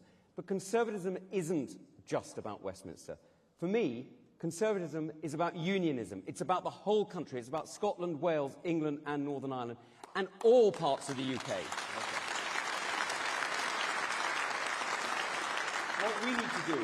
What we need to do is we need to turn the party around. That's why when I talk about unity, I don't just mean unity of 121 MPs. If you can't do that, frankly, get off the stage. I mean uniting the Conservative family. Because just look at the powerful voices we have in this country. Just look at the amazing, amazing leaders we have across England who are championing our voices and our values in county and borough and district halls all over the place. Just look at the voices we've got in the Welsh Senate. Look at the voices we've got in the Scottish Parliament.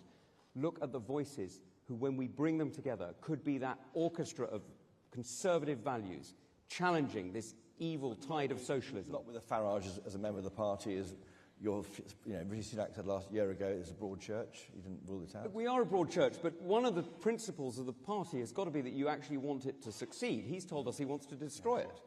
Okay, Boris Johnson, all over the news this week, his book's out. Would he be a good member of your team in the Lords as a Foreign Secretary again? Do you know what? I think Boris did some amazing things in office, and there's two things. Well, I've got the stage. I want to thank Boris publicly for two things that I am just immensely proud of as a Conservative and as a Brit. And the first is he stepped up when nobody else would to stand with Ukraine. That's heroism.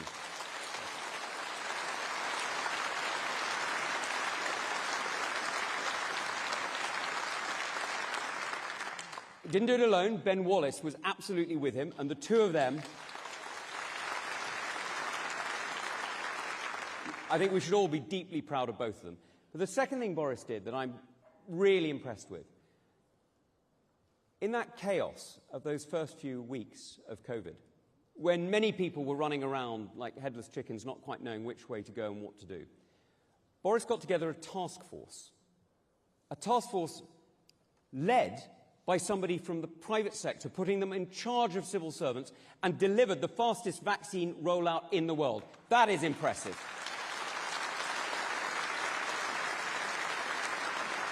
So,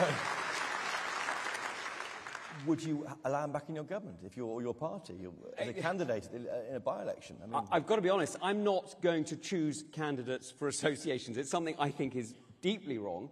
What I'm going to do is make sure you can choose your own candidates early. And that includes Boris. If Boris wants to stand and you want to select him, over to you.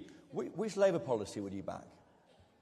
Well, if they're honest about it, if they're actually honest about it, then some of the planning reform they're talking about is interesting. Now, let's be honest. The Green Belt, is that the No, this is where they're, I'm afraid, being dishonest. Because they've spoken, on one hand, and this is where you hear Angela Rayner, I'm going to bulldoze your fields and I'm going to take over your land without talking to you. Okay, I believe that, actually.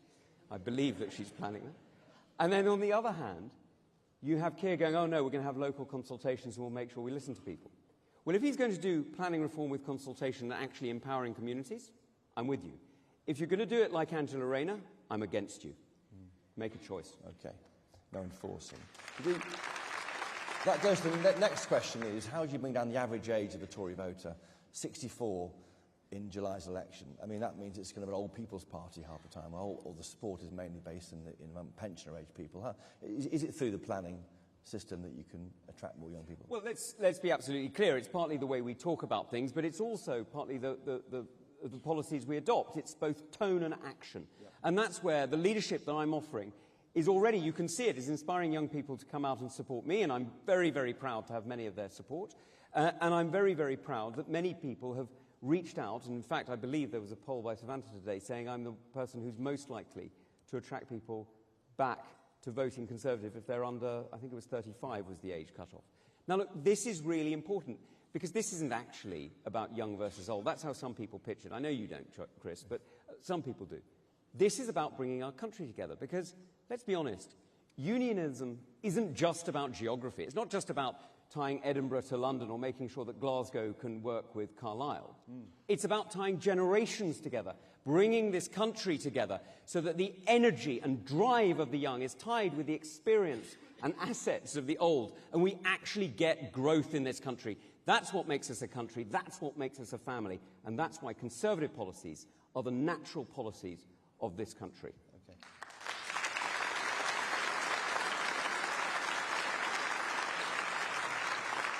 How do you get the voice of these people heard more at the top level of the party? Do you want an elected chairman?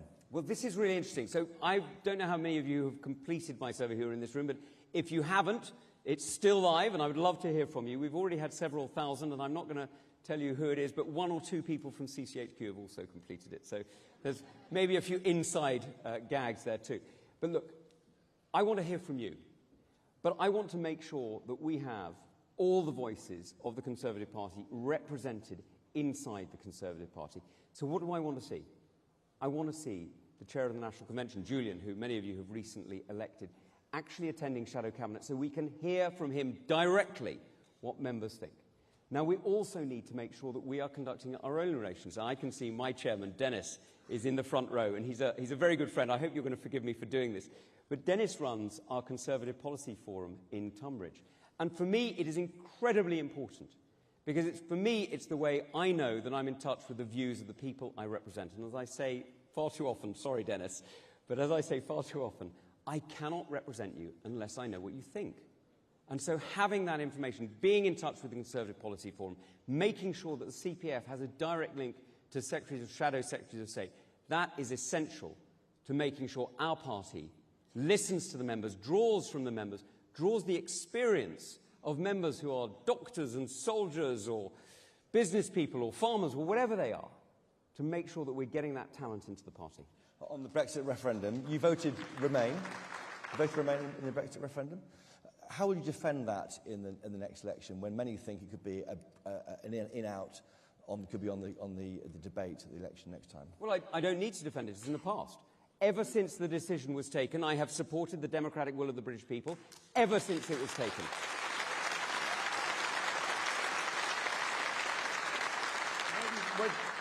Well, let me be quite clear. The decision was in or out. We voted out, we're out.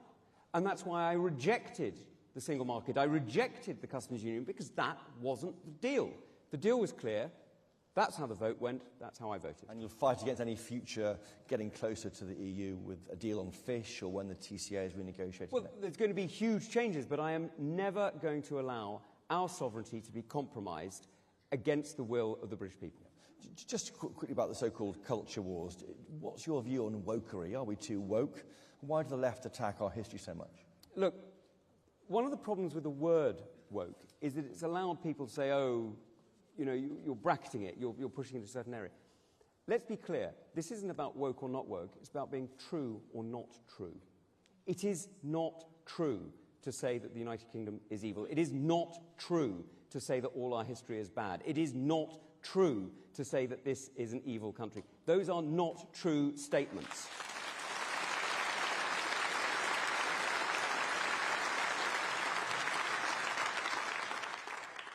I will always stand up for what is true. What is true is, I know, and I'm pretty sure you know, what a woman is. What is one, Tom? Do you need me to define it? If you want me to tell you that my daughter one day will grow up to be an adult human female like my wife, I very much hope that that is the only definition that we will need. But we need to be absolutely clear that when we stand for the truth, we also stand for tolerance. We also stand for liberty. We also stand for personal freedom. Because I am deeply proud of one other thing that a Conservative leader has done in recent years. I'm really proud of equal marriage. I'm really...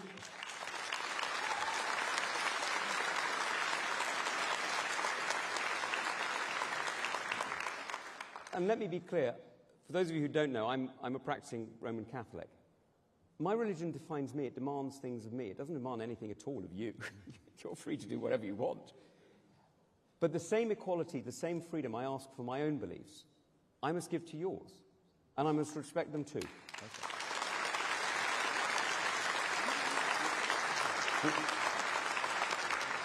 We're nearly out of time on my questions, so I'll do some quick ones. Yes or no. ECHR withdrawal, are you in favour? Opt out of the bits you can, reform the bits that aren't working, and if that doesn't work, be prepared to leave, yes. Will you restore the winter fuel payment? I would make sure that pensioners have dignity in old age. At the moment, I would never scrap it, but we need to make sure that in 4 years' time we're ready to treat pensioners with the dignity they deserve. What does that mean? You restore it, you don't know? I'm not going to be writing a budget for 4 years' time, I'm really sorry. You sound like all the rest of them now, Tom. Well, it's honest. If you want me to give you a glib answer and be dishonest with you, that's not what our members expect. Our members expect, quite rightly, the honesty of knowing that they can trust what I say. I'm going to offer you the leadership that is honest, and the honest leadership is I can't write a budget today for 4 years' time.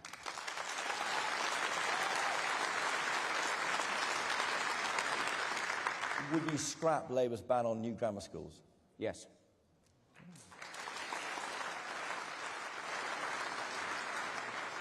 Would you abolish the top rate of income tax? Again, I'm not going to be writing budgets. And your view on the BBC, is the licence fee safe if you become leader? Look, I'm really proud of one bit of the BBC and I'm really worried by another bit. What the BBC does globally is incredibly important for promoting human liberty and dignity. That I'm really proud of. What we're seeing sometimes on our own channels is quite concerning. And just finally, are you a Yimby, Nimby or banana? Do you know what a banana is? I don't know what a banana is. Bananas build absolutely nothing anywhere near anything.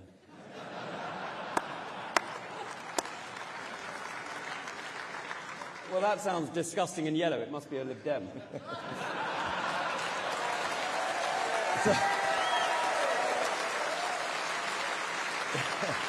Which are you? Look, I'm a believer that you've got to build the right things in the right places and you've got to bring people with you. So, Yimby.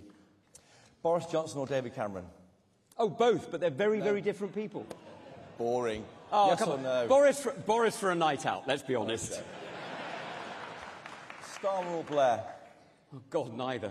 Dear God. Can you imagine having them both there, being preached at by one, being patronised by the other? God, it'd be torture. Which Tory politician would make a great Bond villain? Actually, Boris would. And just finally, one for me. Will you recommission a new Royal Yacht Britannia? Oh, I love the idea. I absolutely love the idea. Now, listen, we're out of time with my questions. Thank you, Tom Tugendhat, for that.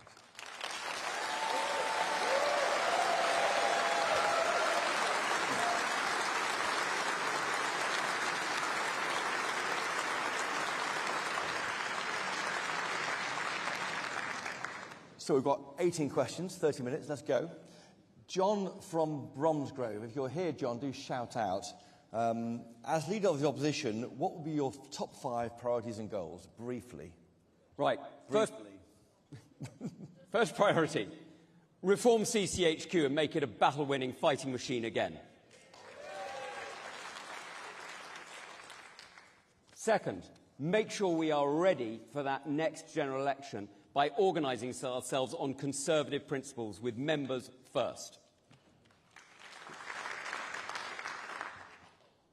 Third, you ready? Yes. Choose candidates early, like now.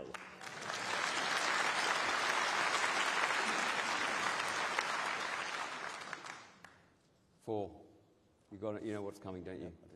Stop spamming members. Okay. And 5, our manifesto will be a conservative manifesto. It will be an honest manifesto that reorganises the economy to make sure it's delivering liberty and opportunity for all our people. That's what my focus will be. Okay.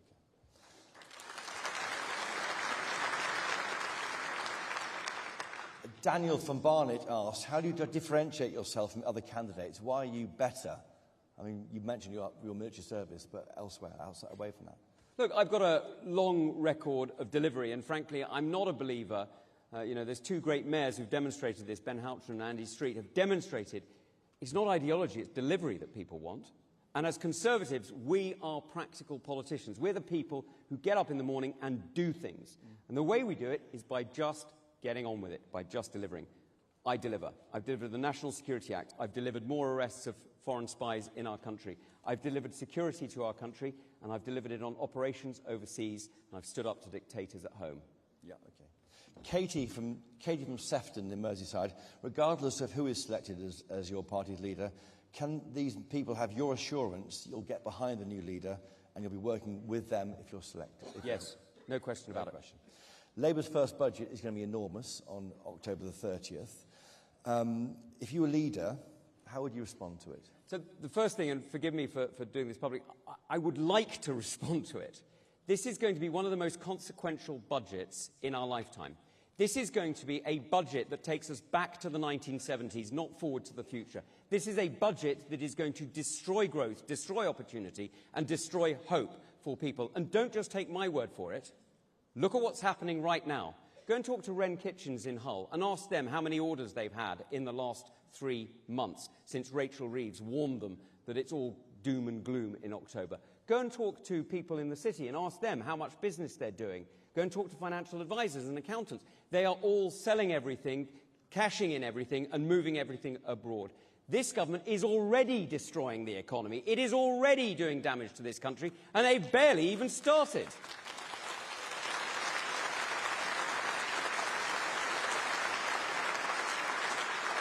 I mean, they blame you for this, don't they? They say there's a £20 billion black hole.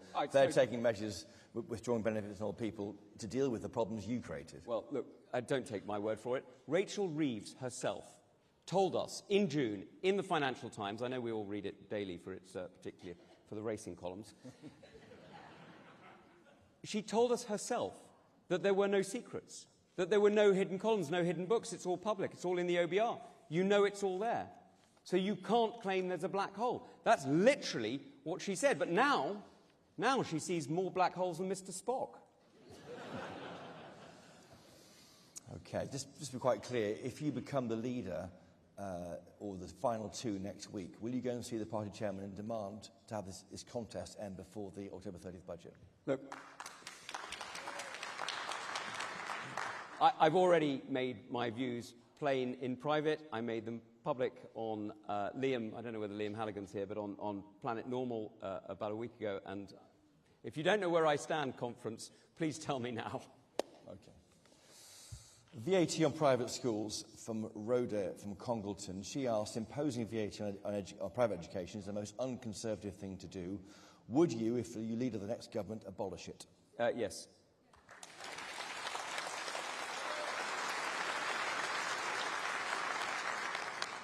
Let's just be quite clear about this. This isn't just a bad policy. It's a vindictive and nasty policy.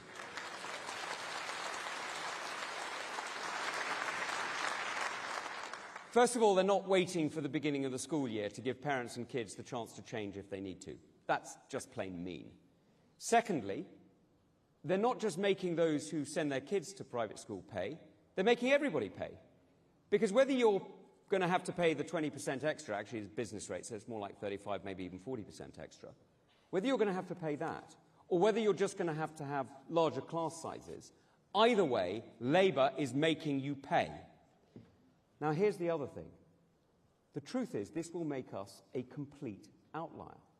There is only one other country that charges any tax at all on education, and that's New Zealand, and they charge the same small rate of VAT on everything, including food. And if you think it's going to stop here, do we really think, do we honestly think that they're going to stop at education? Do we not think they're going to put VAT on medical care, on care homes? Do we not think that they're actually going to extend it wider and harsher? I think they are. You went to a private school, I think St Paul's. I mean, do you understand what others watching you will think you're pretty well off, pretty posh? Do you understand what they're going through? Does that hold you back in any sense? Of course I do. And the reason I do is because I learnt about my country not from school, but from serving in combat in Iraq and Afghanistan. I lived with men and women, quite literally lived with them, in conditions that gave a certain feeling of intimacy. Well, when you're with Royal Marines, that's kind of what happens.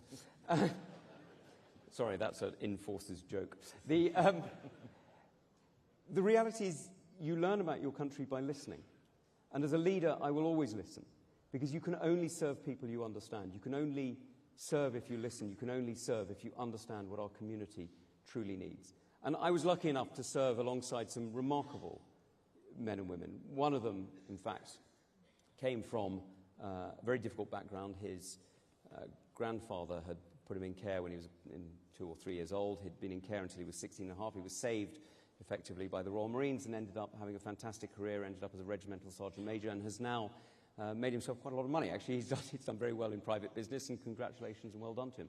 Another guy I came from also came from a slightly different broken home. I mean, his start in life wasn't always easy. Certainly it was difficult, particularly when his parents divorced, but his grandmother took a large interest in him, and she was the queen, so she was able to care for him in a very active way. And I served with people from all different backgrounds.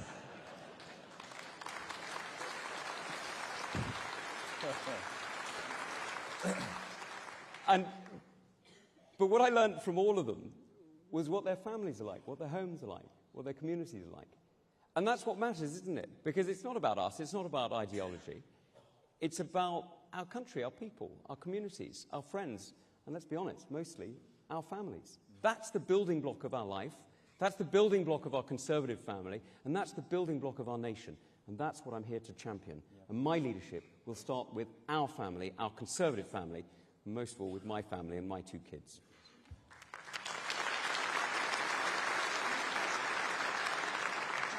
Just going back to planning, NIMBYism. William from Edinburgh says we need more housing. The main road, he is right. The main roadblock is NIMBYs.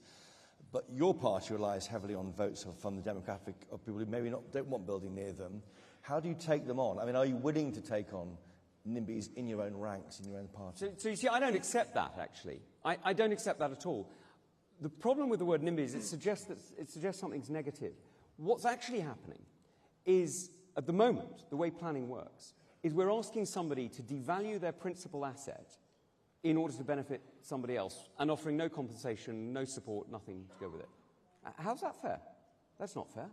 What we need to do is we need to change the planning system so that what we're doing is we're rewarding people for the efforts they're making for the communities they're taking. But Section 106 exists, so you can be forced to build a village hall or a roundabout. There is the leader of Tunbridge and Malling Borough Council standing just over there, Matt Borton, the greatest council leader. Sorry, I shouldn't say this, but he's also my very dear friend. You asked your councillors about Section 106s, right? The money comes late, it never goes into the right thing, it just doesn't work. We need to reform this, because the truth is, actually, our people are very, very, very supportive of housing when it's delivering housing for their kids and their families, when it's delivering the kind of homes that people can live in and not the kind of homes that are designed for foreign investment. They like it when what you're getting is you're getting not just a house, but a community. They support it when what you're getting is the investment that goes along with it, the roads, the buses, the clinics, the schools. That's when people support housing. What they don't like is the piecemeal profiteering that you get too often. What we need to do is change planning, so that you get housing and you get the kind of houses that people need to start their lives. Now, I can tell you where this is done well. It's been done really well on King's Hill, where you see a density, sorry, Helen, it used to be in my patch, it's now in yours, where you see a density of housing that is not only beautiful, but because it's dense housing, actually has goods and services within the local community and it can afford it. That is really good planning. That's what we need to see around the country.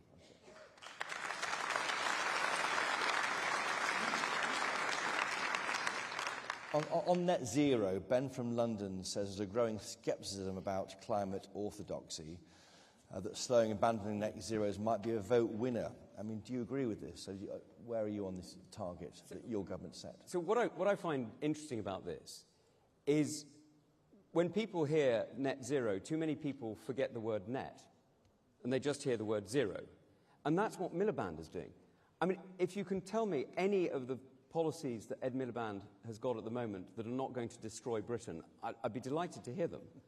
Every single project he's got is designed to make electricity and power more expensive, harder to get, and to make us more vulnerable to foreign dictators. They cut bills, don't they? It's complete rubbish. I mean, GB Energy, his project on GB Energy is utter rubbish. He's creating a public sector entity to compete against the private sector and to therefore make bills more expensive. It's completely insane. But then again, it is Miliband, so who thought?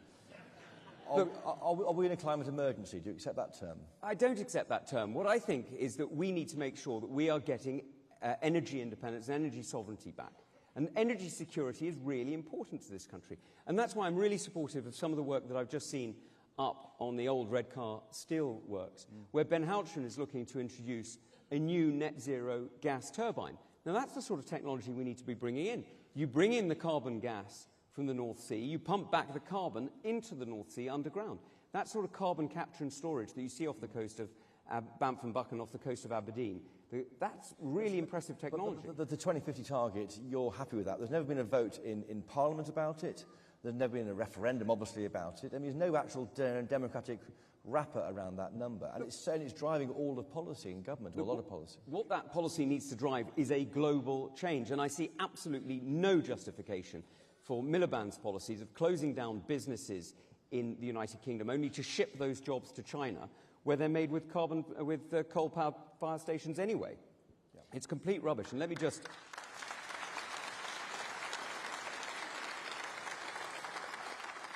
Let me just add one thing. I'm sure many of you have been following the news about Tata Steel. Well, today they stopped production. This isn't just an energy problem, and it's not just a jobs in Wales problem. This is a security problem. They were making virgin steel, and if you want to make tanks and warships, if you want to make the kind of weaponry that we need to keep ourselves safe, to protect our allies in Ukraine, and to make sure we are defended against hostile enemies, then we need to make virgin steel in our country. This is a sovereign capability. So you would keep it open if you were in charge now? Well, what we're now seeing is Labour have left us exposed to buying virgin steel off who? China. China. What would you do? Would you keep Port Talbot open? We need to make sure that we have that capability here. Now, there are different solutions. There are various different options that we need to look at. But when you look at the forge masters in Sheffield and the way that they have developed technology and the way they're making steel, you know that we need to keep that production at home.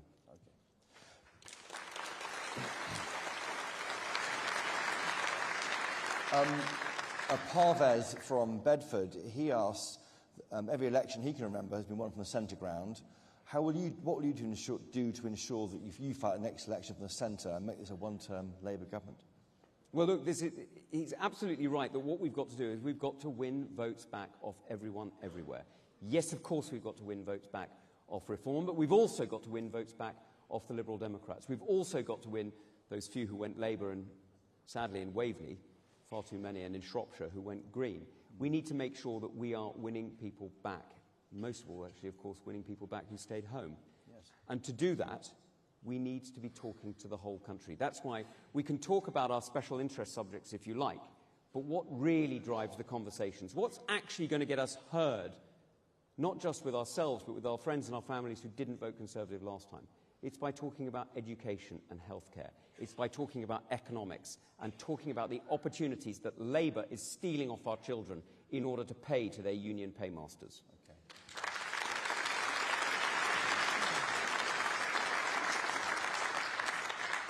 What will you do to empower local party associations and council groups? Have you mentioned putting the National Convention person in the shadow cabinet? What else?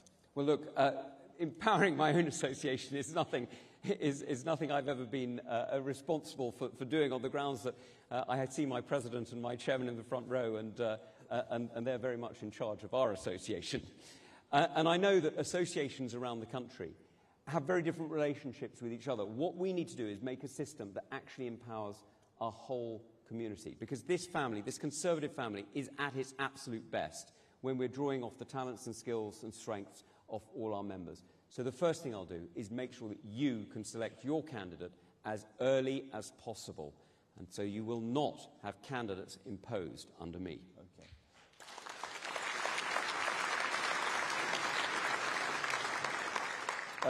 Chris from Truro and Falmouth, he says that our candidates who share their views on how to deal with Reform, the Reform Party. Do you favour collaboration, or how would you bring back disaffected members from Reform? I suppose it's a different way of talking. Well, look, my view is we've got to be Conservatives again. The truth is, if we want to fight over 20% of the vote, we'll end up getting a share of 20% of the vote. That's not how we win. We win by getting 40% of the vote. We win by talking to the British people. We win by being conservative. And let me be quite clear what that means. That means championing freedom. That means championing business. That means being incredibly supportive of families who are making the effort. I want to see families recognised in the tax code. I want to see opportunity encouraged. I want to see growth back in this country. That's how we win the next election.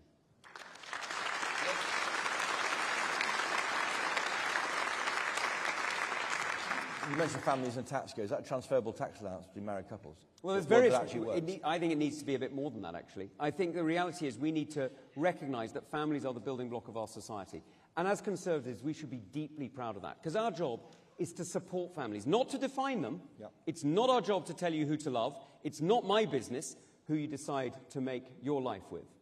It's my job to make sure that that unit, that stable unit, is supported in our society, because that's the building block. System. In the tax system. Okay.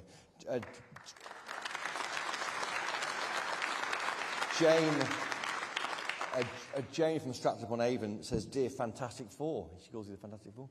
That's very supportive. Is it time to think the unthinkable, says Jane, and bring in female-only shortlists for some seats, because only a quarter of your MPs now are women? So let me be clear. The last election, the worst thing that happened in that election was the reduction in women representing us on the green benches, because that took us backwards.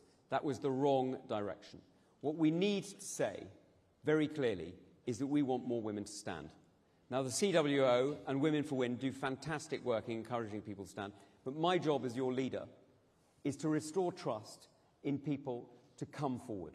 And that means my job is also the recruiting sergeant into public life. So if I drop a shilling in your beer, or your white wine rosé, I'm asking you to stand.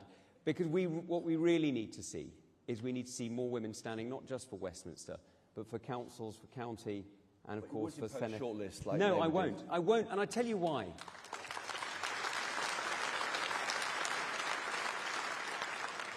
I tell you why I won't do shortlists. Because somebody like Kemi is a fantastic, important and respected colleague of mine, and I will not diminish or belittle her by making it look as though she got there under any other reason than under her own merits.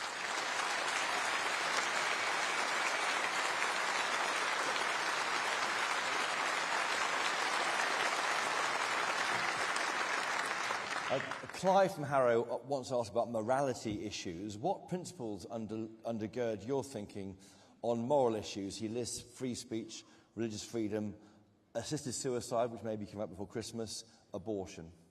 So perhaps the last two first, the easy ones. So the easy ones. Look, I've already said I'm a Roman Catholic. That's me. And it determines a lot of how I think about life. Of course it does. But it defines how I must live my life, not how you must live yours. So I am always open to listening to debates about moral arguments from the perspective of the government as opposed to from the perspective of me as an individual. Because we need to make sure what we're enabling in our country is, to use his other words, freedom. We need to be championing freedom. It is quite literally the building block of our society. If we don't have that, we have nothing. But my job is also to make sure that we support the most vulnerable. And that's why I am deeply, deeply, deeply uncomfortable with this assisted dying.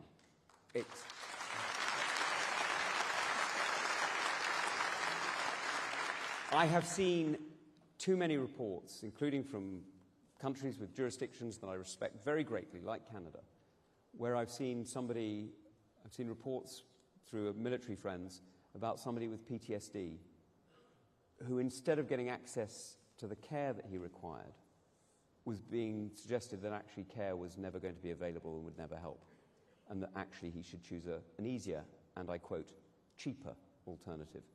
That is wrong, and I will never support it. So you'll vote against if it's a vote before the end of... Look, I never say never because I need to read the bill, but I think it's immensely unlikely that I could support it. And abortion laws, you'll leave as they are? Indeed. Okay. Just briefly on Brexit, Gordon from London says that all four of you candidates voted for Theresa May's disastrous deal, in his words. Why should members who voted for Brexit believe you'll pursue and defend our sovereignty? We had a choice at that moment as to how to get through the turmoil and the hurdles that we were getting to. That was the first step. My job is always to deliver on the will of the British people, and the will was to leave. That was the first step. Boris got a better deal. We moved on. I support that deal. I voted for any deal that has come before us that would see Brexit happen, and I will always support the democratic will of the British people. For a deal which didn't actually support sovereignty. Well, it was the first step. That's what you're saying. It was the first step. You regret voting for Theresa May's deal? I think it was the first step. You don't regret it? I think it was the first step. Okay. We can go around this boy again, yes, if you like. you can decide what you may make of that audience. Now, Peter Misha and Walton says, what should the Tory position be on the current war in the Middle East between Israel and the terrorist organisations of Hamas and Hezbollah, and how would you expose Labour's position on that? But what should your position be on that, first of all? So I had the great good fortune. I started off, for those of you who don't know, I started off as a journalist in Beirut in 97 to 99. And just forget Israel for a second. Just forget about Israel. Lebanese Hezbollah has murdered more Lebanese people than almost any other organisation in Lebanon's history. It is a tyrannical, vile, dictatorial group that is not only engaged in attacking democratic allies of ours like Israel, but is also engaged in child trafficking and drug dealing. In fact, it's one of the world's biggest drug dealing networks, smuggling captagon on behalf of the Syrian regime around the region. It is a horrific organisation, and it is the proxy of the Iranian state. The Iranian regime is utterly, utterly vile, and they are using Lebanese Hezbollah to profit, not just in military terms, but also financially. If you think that we should be equivocal between a democratic state and the group that I've just described, you're wrong. We should never, ever, ever be neutral in the face of evil.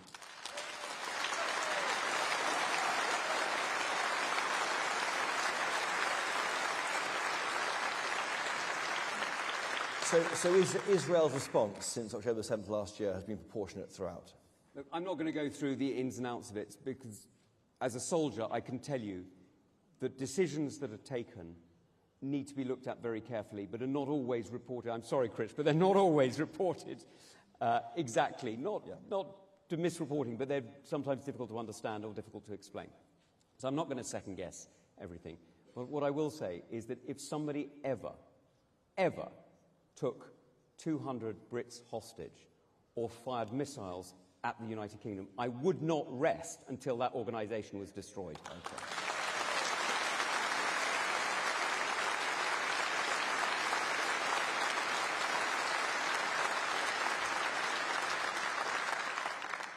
Now, William from Scotland asked about the war in Ukraine.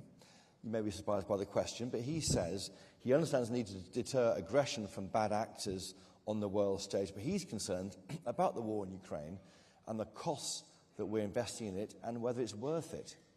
Where are you on the war in Ukraine? There is an illusion sometimes that you can opt out. There's a pretense that you can let the world pass you by, that you can choose not to stand up to the dictator today because, don't worry, he'll eat somebody else.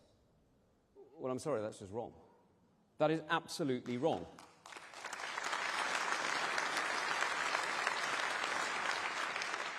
Let me be clear why I support Ukraine. I don't particularly support Ukraine. I support Britain.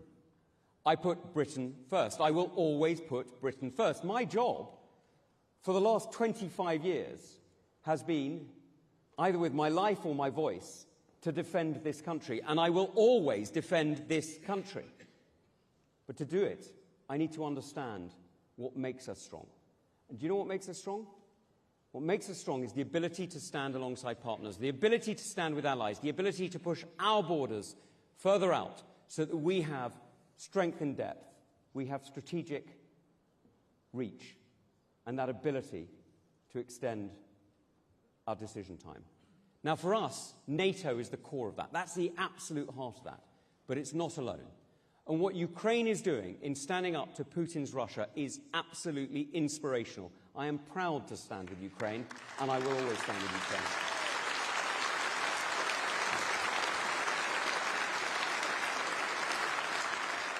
And I don't know if you've heard, but a general went to see Putin the other day. We got this. I can't tell you how.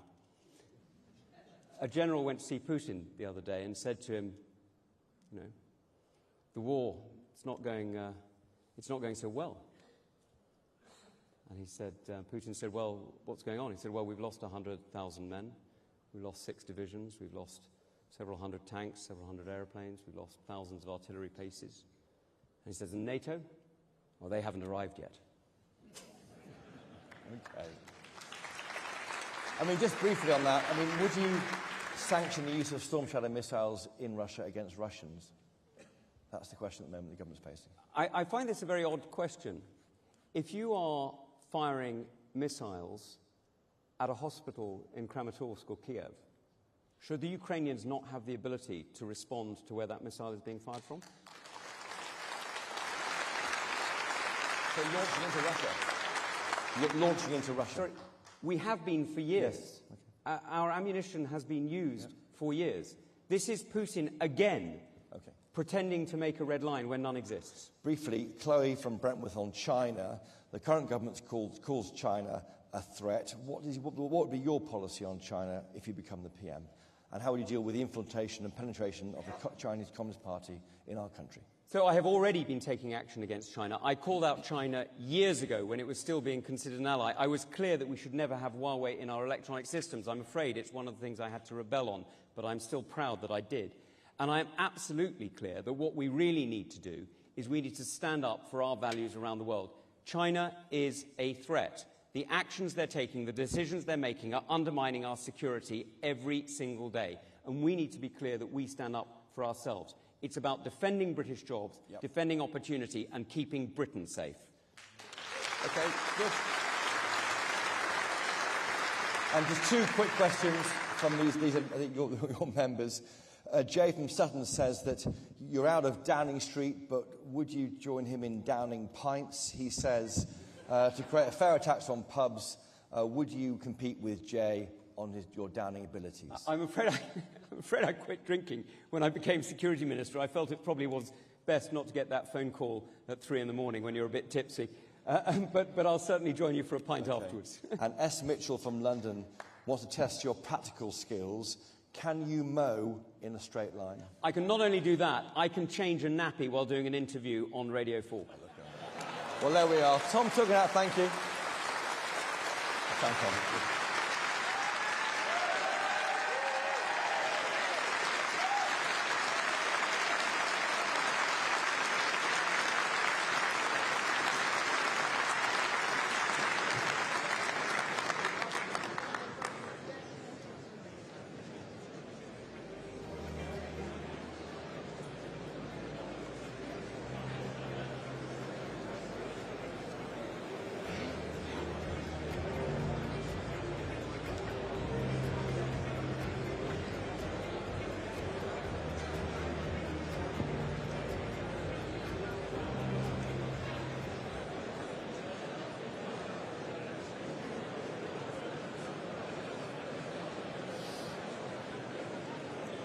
Okay, everybody, our next contender.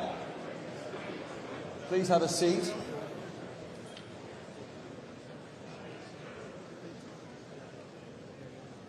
Our next contender to be Tory leader. Are you all ready for her? Okay, please leave quickly. There's more space at the front.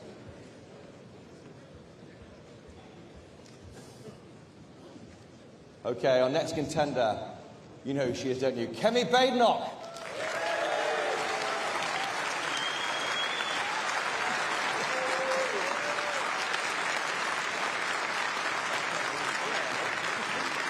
You're here.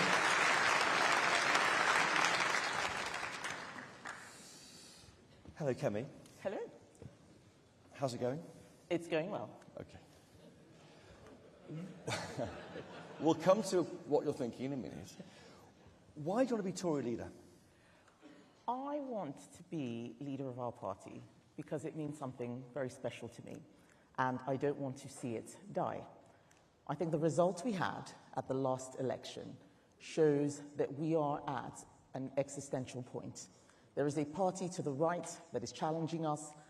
People across the political spectrum don't know what we stand for.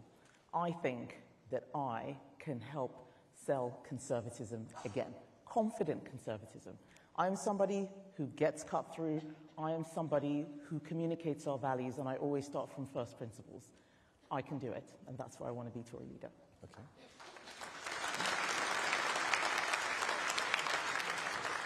What was the moment when you decided you could be Conservative leader? It was after I actually stood in 2022, and I did much better than everybody expected. Quite often, people stand for leadership for different reasons. In 2022, I was very frustrated that the party was going in the wrong direction. I thought we were talking right and governing left. And what I thought would happen is I'll stand for leader so I can give a speech, talk about what's wrong, and then one of the other camps will grab me as soon as I go out. And then I didn't go out. I kept staying on and on in different rounds. I didn't get grabbed in the end to be part of someone's team. But I got the message out. And I thought, well, if I can come forth and beat former chancellors, former home secretaries, I could probably win this contest. But I need to make sure that I'm doing it from first principles. And given everything that's happened over the last 5 years, I think we all know that it is time for renewal. And your qualities, we've heard from Tom Tugendhat, his military history. He doesn't like to talk about it, but he does talk about it quite a bit. What qualities have you got to make you a good leader? What qualities that I have that make me a good leader rather than just a great person? Okay. I would start off with honesty. A lot of people are not used to a politician who says it like it is. And that is what we need to do now in this age where everybody has a short attention span. You need people who can cut through very quickly and communicate our values clearly. I think I can do that. But I also work very well with teams. I'm not a loner. There's a reason why my campaign is called Renewal 2030 and not Kemi for Leader. I think for too long we have relied on one person's personality. Oh, this person can win. Let's go with the winner. And we've forgotten about everybody else. We are a party with a great tradition. Labour has the unions. They have BBC. They have charities.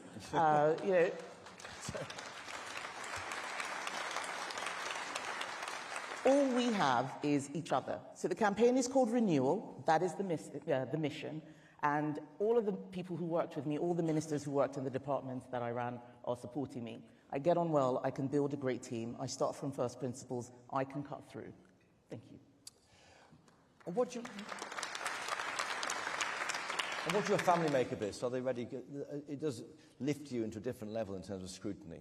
Yes, it depends on which family member. So my husband thinks this is fantastic. My mother does not understand why I am doing this. And then there are views across that spectrum. But it's very difficult for family because they see you portrayed as something very different from the person that they know. And it's the same for friends as well. And, I have friends of mine calling saying, why are people saying this about you? This is not what you are like. And I tell them that this is what politics is about. Being a politician often means people writing your story for you. They write a narrative for you. And for those who are closest to you, they find it quite confusing. But it's very important that we make sure that we tell our own stories. As Conservatives, we've allowed too many people to tell us who we are. We've allowed too many people to portray us as the bad guys. Labour are in, everybody can see that they're the bad guys, we're the good guys.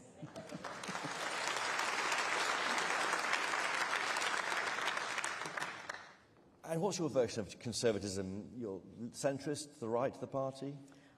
I think I have a conservatism that spans quite wide.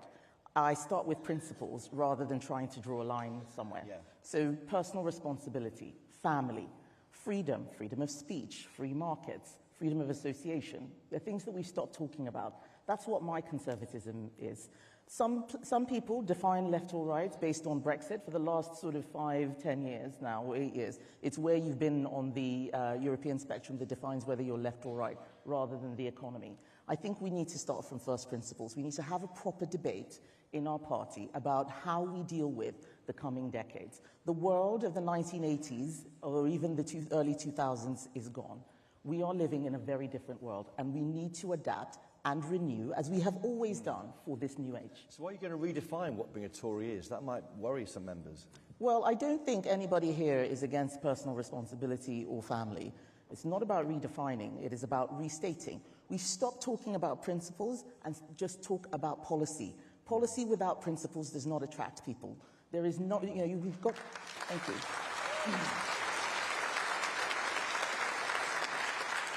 Our values are what attract people to us as a party. I am not redefining conservatism. I am bringing back authentic, confident conservatism. That is how we win. What did you mean when you told me on my podcast that you became working class at McDonald's? Well, I worked at McDonald's when I was 16, but it wasn't working at McDonald's that made me working class. It was an example of how I had become working class. I wasn't working there as a weekend job or part-time. That was my job. I was going to college part-time. I went to an FE college. And I had left Nigeria, where I'd had a middle-class life, driven to school every day. And the first time I ever went on a bus was in this country. But I couldn't even afford bus money most of the time. I had to walk everywhere. Sometimes I was hungry. I was on my own. I had a place to live, but I had to do everything myself at a very young age. If that is not working class, I don't know what working class is. The working classes are the people who have to work for a living. Otherwise, they will be in trouble. They are people who don't necessarily have big savings or a family that can look after them. We need to stop trying to define ourselves. This is why I say I don't like identity politics. Oh, what's this person? Let's give them a label. Are they middle class? Are they working class? Are they this? Are they that? We keep each other in boxes, try and define everyone, and we stop listening to what they're saying. Let's listen to what everybody says. That's how we're going to get a proper debate, especially in this contest.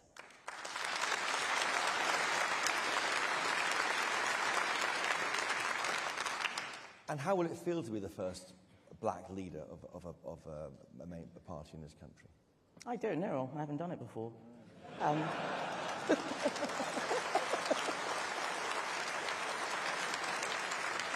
I'm sure it'll be interesting, but I am somebody who wants the colour of our skin to be no more significant than the colour of our hair or the colour of our eyes. So. Okay. You mentioned your straight talking. Is that a problem? I mean, let's talk about maternity pay briefly. Okay. Briefly. In the past 24 hours, you've had to issue a tweet, a video, an interview with Sky News to explain what you meant on Times Radio. That's a busy day, isn't it? When you weren't meant to talk about maternity pay hours after that interview on Times Radio. And all the critics are going to be hearing is you're a Tory who wants to cut maternity pay. Are you? No, I think maternity pay is quite important. And this was actually a long discussion we were having about the role of the state in deciding what businesses should do. But let's take a step back. Who remembers the phrase, "there is no such thing as society"? Yeah, everybody remembers. Mrs. Thatcher gave an interview to Woman's Own magazine where she was asked the question, and she said there's no such thing as a society. She was talking about people wanting government handout, that they're only individual people and families. And that very good explanation got cut down into a soundbite that was used to attack her. When you are a leader, when you are a conservative, when you are making the argument for conservative principles, your opponents are going to try and turn it into something else. We need to decide who's going to be leader of the party. Not the left, not the Guardian, not the BBC, just conservatives.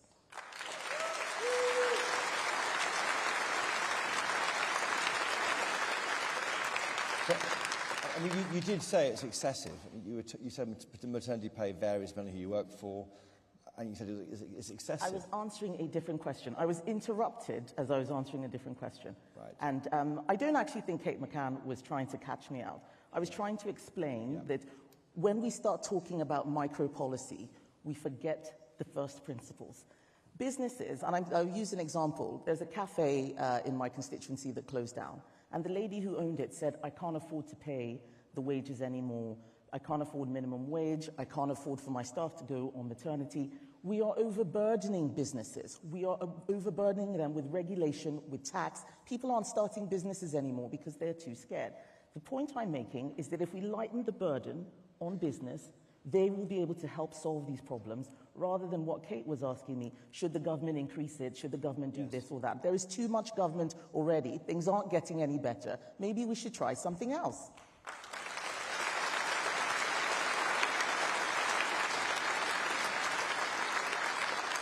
And people say you're quite blunt speaking privately, you know, you're brittle, can be a bit loose temper, you're temper easily. Is that unfair characterisation of you? Can you give me an example of when that's ever happened? It's just people telling me stuff. I mean... Yes.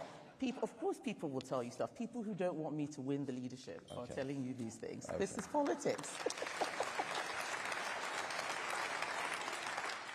Is there a Stop Kemi campaign by other... You've gone towards that in some of the interviews, haven't you? There's always a Stop Someone campaign.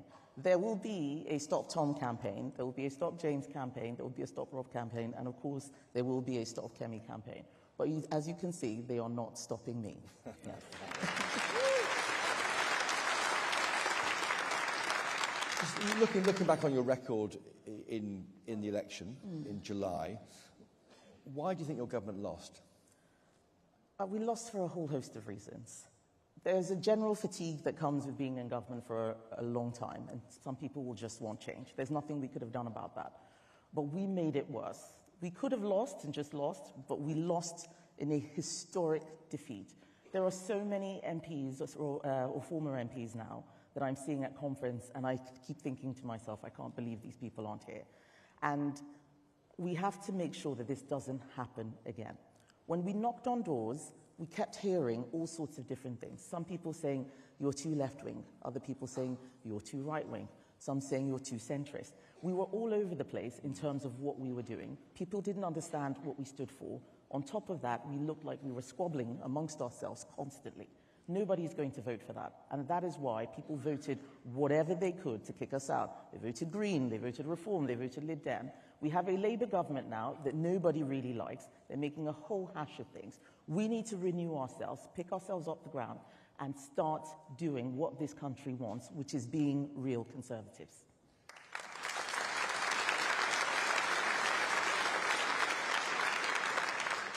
How will your party restore the trust that it lost in that? Just by being real true to what you believe in? We will need to do several things to get the trust back. We need to acknowledge where we made mistakes. There's no point just waiting for everybody to get sick and tired of Labour or saying, I told you so.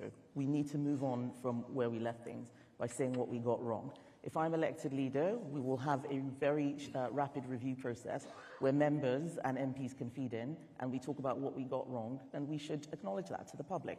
But we also need to start speaking with more clarity and with more honesty. Quite often, when you see a politician on TV, there's just so much, waffle. Everybody's trying to, and I understand why lots of people speak in what I call officialese.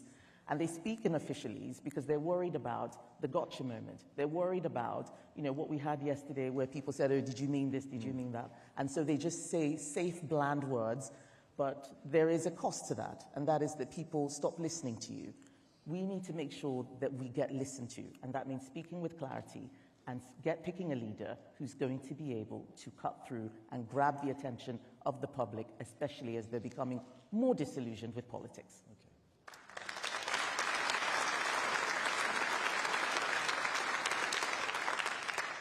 On migration, you supported a party on your manifesto to get it down in 2017, 2019, 2024 when you're a candidate. Is it time for an apology? I think so. And I wrote an article in The Telegraph at the weekend about what we did wrong. That there are three things we need to do: look at the numbers, look at the culture, and look at leadership. And we sort of just made an announcement and then assumed that somebody else would be looking after it. And that's not right. This is not politics. If you just say words and hope it happens, that's witchcraft. That's not what we do. We have to make it happen. Were you trying to stop it in government when you were... I did as Trade Secretary with FTAs where there were mobility deals that I didn't think made sense. I certainly tried to stop them. There is a big difference with having a mobility scheme with a country like Switzerland or Australia, where the same numbers of people are moving back and forth. That's easy. When you have a mobility deal with a country that has 1 billion people, then it's quite skewed. well, especially if you don't have an equal number of people from here wanting to go there. We have to legislate and create policy that is in national interests, not just so we have an announcement for a particular day. Yes. Will you cap it? I think there will need to be a cap, but we also need to design a system that means the cap cannot be manipulated. So you won't hear me say, I promise to have a cap and it's going to be this number. It's very easy to create a cap. We saw this with the points migration system that people manipulate. If you have a cap and you have lots of the wrong people coming in, or worse, good people leaving our country, good people leaving our country is great for net migration stats. Migration stats shouldn't just be about the numbers. It should be about who is coming in, who is leaving, why that is happening. Otherwise, we are talking to the letter, but not the spirit, of lowering immigration.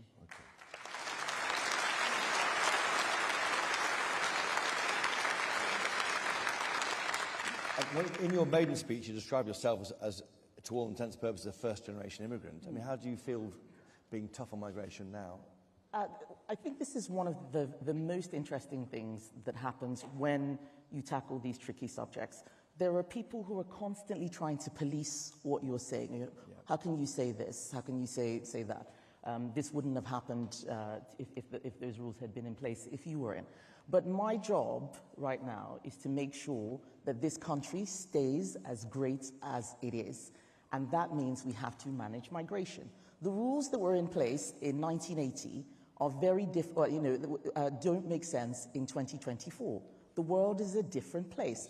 People have mobile phones now. They have GPS. You are able to have your feet in this country and your head and your heart elsewhere.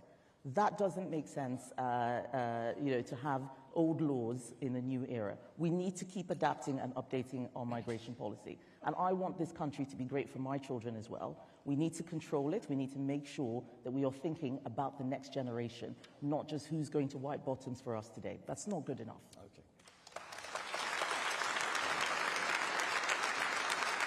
Just on Brexit, on the EU Retain Law Act, was on your watch. Your government said you'll act 4,000 measures in January last year. Only 800 or a handful, not many went in the end. Oh, we did act 4,000, but there was a schedule that had 800 that were being removed in that piece of legislation. Okay. We removed others in other pieces of legislation. Okay, because critics said you weren't being tough with the blob. I mean, I can't believe that, but they said that.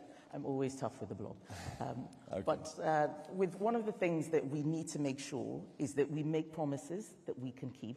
I think some people were angry that we didn't remove all of the EU regulations, but there are regulations on things like product safety, safety of toys. We don't want to remove those things. It's about keeping what you want and letting go of what you don't want. It's about the purpose of the law, not the provenance of the law. Yep. We have to be sensible when we're doing these things and not just use rhetoric. That's very, very important.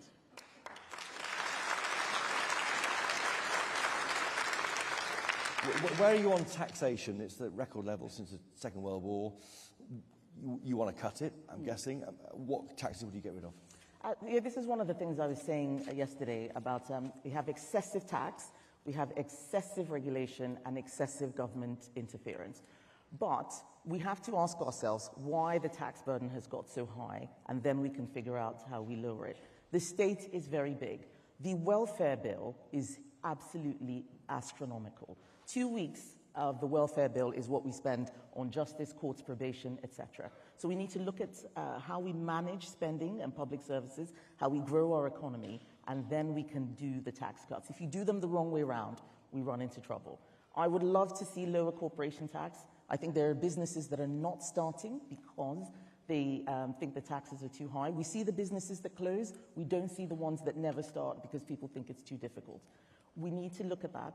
I think we need to look at taxes that on things like capital gains and anything that reduces risk. We need to increase the appetite for risk-taking. That is how we produce. That is how we create growth. Taxes that do that, I'm in favor of. But we need to do it carefully and make sure that we are always explaining what the benefit is. I think last, 2 years ago, when we had the mini-budget, we cut a tax for high-income earners, but we didn't explain that this would be something that would help even those on low incomes. So your ambition, cutting the 45p tax rate? I'm not getting into the micro policy right now. I want the party to help us make these decisions. I don't want to impose my own views on everyone else. I think that's how we got into a lot of this mess, and we mustn't make that mistake again. So before you get into power, who's the enemy you've got to defeat, Lib Dems or Reform? Anyone who's not a Conservative has got to be defeated.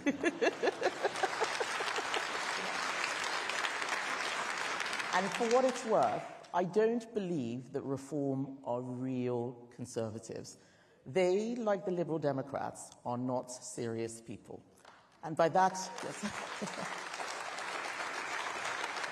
And by that, I mean the Reform politicians. The Reform voters are our people. I know this because when I was knocking on my C's and P's, my former Tory voters, they were the ones who were going to Reform because they looked at their manifesto and they thought, this is great. But actually, the Reform manifesto did not add up.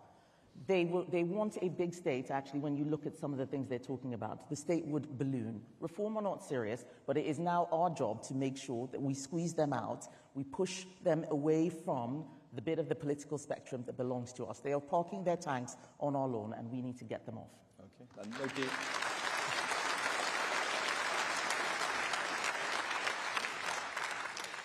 No deal with them. 98 seats where they're second in the last election. I am always prepared to work with any other party that wants to help us deliver our agenda. We've worked cross-party many times with Liberal Democrats, with Labour. If Reform wants to work with us to deliver a good agenda, I think that's fine. But in Parliament or an election? In Parliament. In an election, no. Because I think that when you are standing for election, you need to be very clear, and people need to be very clear about what they are voting for.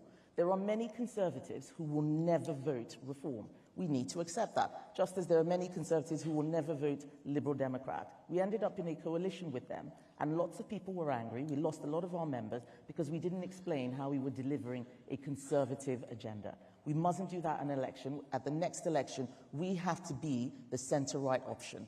If we split that vote, we are going to be out of power for another 5 years, and Labour will destroy this country.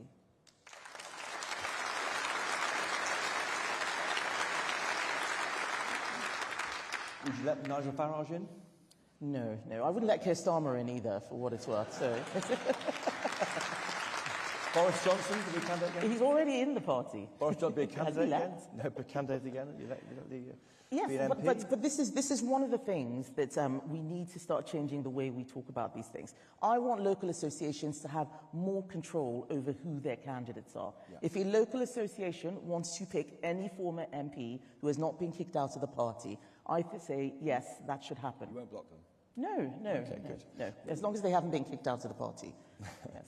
Which Labour policy would you support? Which single policy? Which Labour policy would you support? Which Labour policy? None of them, maybe, or one of them. Well, all I have seen Labour do is bad stuff since they've come in.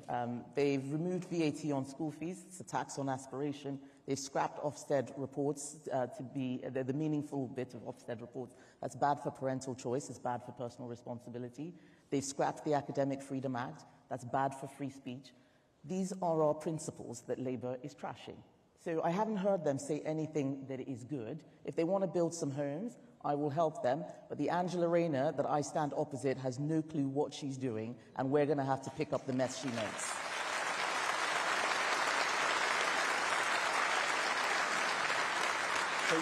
So you support building more homes. That may convert more Tories at a younger age, the average age being 64, I think it was in the last election, that people become Tory. How do you attract more young people? We cannot be the party of old people. We have to be a party for everybody. And building homes needs to be, building homes is critical to that. But we have to do them in the right way. Those people who are worried about homes or worried about their property rights or their quality of life being impacted, that means our policies need to be improved. But at the end of the day, we're not going to make new Conservatives if we don't give them an opportunity to have something. We can't be the party of the people who have something and not the party of the people who want to have something. We can do better than that.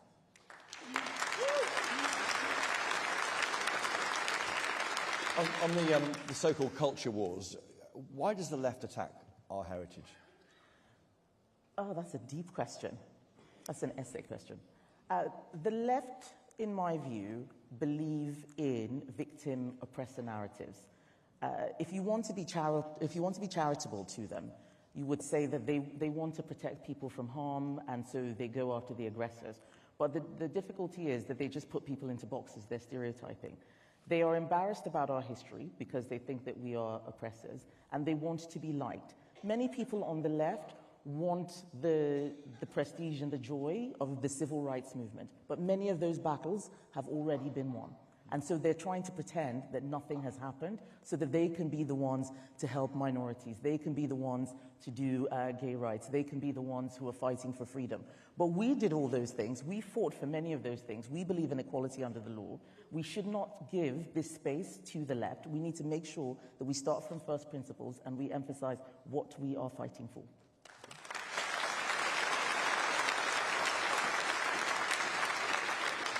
What would you do to support free speech? We need to look at a lot of the legislation that we have put in. Some of it is very confusing.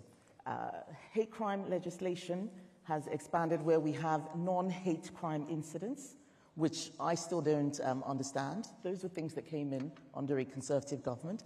It happens when we are trying to appease the left and trying to show that we are nice people. We need to do what is right rather than virtue signal or do what we think looks nice. And we have made a big hash of free speech laws. I think that we can bring some clarity to that by starting with what it is we are trying to protect.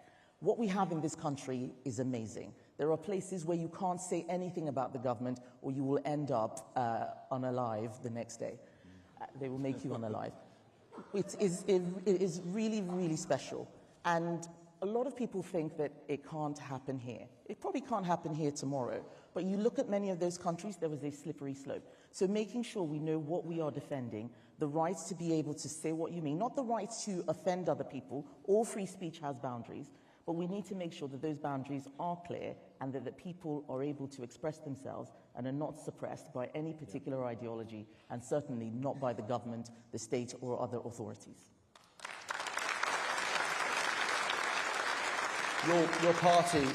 Your party's had 9 chairs in 5 years, 32 chairs in 30 years. Isn't it time to give them an elected chair who sits in the cabinet or the shadow cabinet? People may not clap at this time, but I actually don't think that we need to have an elected party chair. I don't think the solution... Oh, thank you. So I have plans for this view. I don't think the solution to everything is more elections. When we have, a Blairite settlement where they've created more and more politicians, we have, a Scottish Parliament, we have a Welsh Parliament, things aren't getting better. We keep creating more politicians, more elections. Let's focus on getting stuff done. Having said that, I do think that there is a problem with party member engagements. I say this as somebody who's been a member of our party for 20 years, and I've been a member of many associations. I still get the emails that are sent from CCHQ constantly asking for money, and clearly written by some people who are not Conservatives, by the way. We've got to fix that. No, it's not the chairman. It's just, well, we won't get into that. But we need to make sure that we are making party membership a real thing. We are a movement. We should be special. We need to give people an offer that is compelling, not just demand £25 a year.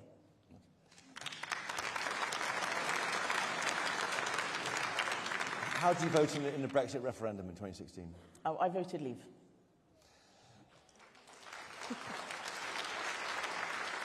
And how will you defend Brexit at the next election, given it could be a big issue? Defending Brexit was almost all I did as Trade Secretary over the last 2 years. I got the sense that we stood on the platform of get Brexit done, and as soon as we had left the European Union, people wanted to talk about something else. We have to be focused. Brexit was a long-term plan and not just a process. We need to make sure that we're using all of the opportunities. Signing trade deals was one example. We have a trade deal with the EU, and there are many more. We did a great one, CPTPP, We signed that. We almost lost it, but thankfully, with the help of ministers like Nigel Huddleston, we got it over the line. But there are other things that we need to do within our regulatory system. We now have the freedom to lead where the EU will only follow. So let's use those opportunities. Let's use those freedoms. Let's stop being afraid all the time. We're so afraid to do anything different. We're often, deciding policy based on what everybody else is doing. Let's decide for ourselves what we need to do. And just some quick policy questions, which we asked to Tom Tugendhat too. ECHR withdrawal, would you approve of that? If we have to leave the ECHR, then we should. But if we left the ECHR today, we would not do any better at deporting people who are illegal. Other countries who are in the ECHR are able to do so. What is it that they're doing that we are not? It starts with having the right people and the right culture in officialdom. So let's start there. If we need to leave it, then let's do so. But that is not a strategy. It's just one thing. It's not even that radical. There's a lot more that we can do. Okay. And yes or no, would you restore the winter fuel payment to pensioners? Certainly to a lot of them, not to the millionaires. Sorry, millionaires. So you'd means test it like Labour? They haven't really means tested it. This is crude means testing. Do you get pension credit? Do you not? But the real issue with winter fuel is that we are making energy more expensive. Government makes energy more expensive. So if it's doing that, then it needs to look after those people who don't earn enough or who can't increase their earnings. Okay.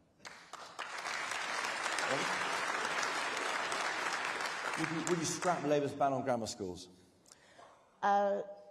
I think that we should have a lot of school choice. We don't need to ban grammar schools. They are banned now. Yes, they're banned now, but they were also not really done when we were in government as well. It's not where we start. I don't think we should keep looking to the past for solutions. I think grammar schools are great, but there's a lot more that we have done since then. So let's stop looking to the 1950s for solutions and think about what is right for today. Let's not have a ban on any type of school. Let's get more school choice.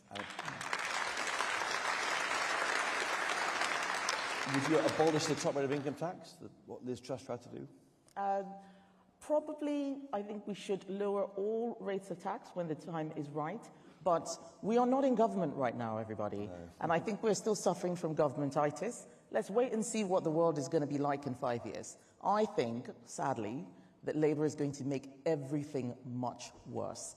And we're going to need to be very careful when we get back into government, and I do think we will. We're going to need to be very careful about what we do to fix the mess that they would have left behind. And will you reform the BBC licence fee? Possibly. Depends on what reform means. Scrap it, so a subscription model? I certainly don't think people should be going to prison for not paying their BBC licence fees, especially when they're elderly. Yes. And just very quickly, some lighter ones. Are you a Yimby, Nimby or banana? I'm definitely not a banana. You're definitely you're pro-building. I'm pro the right buildings in the right places. I've never opposed any planning for any home because I remember what it was like to get my first flat, and every building that goes up, I think that's someone's home. Sometimes we get the organisation around it wrong, but we shouldn't be opposing homes. We're the party of home ownership. We should be creating more homes.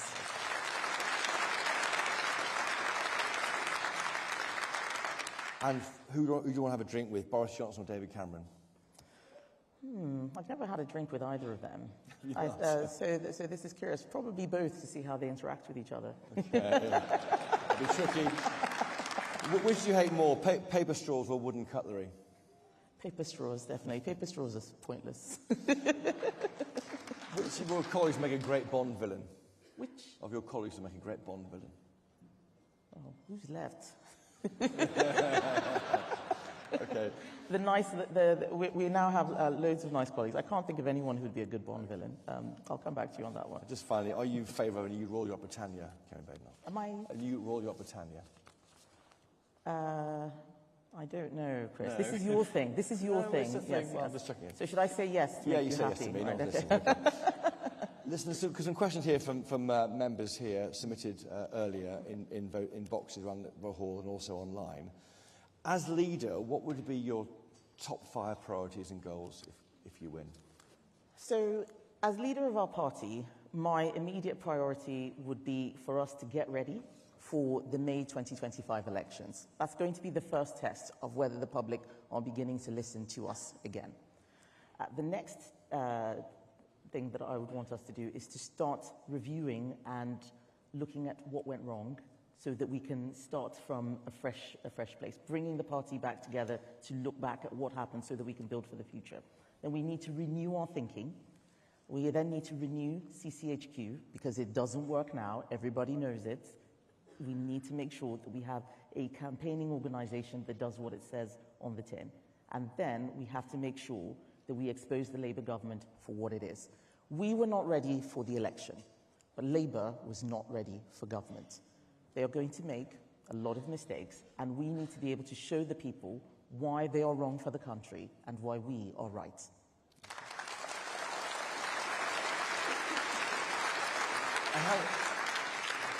And Daniel from Barnet asked earlier, how are you different to the other candidates? Apart from, the obvious stuff, I think I think that I'm not afraid of what people think. I don't have a reverence for the left or the media that I think many other people do. I think, the media are not a priestly class.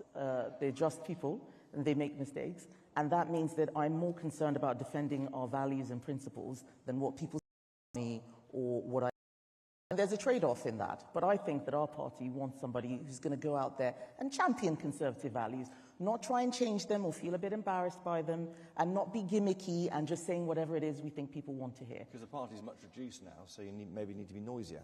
Indeed. I think that we do need to be noisier, but we need to make sure we're not just making noise, that we're actually making sense. Yeah.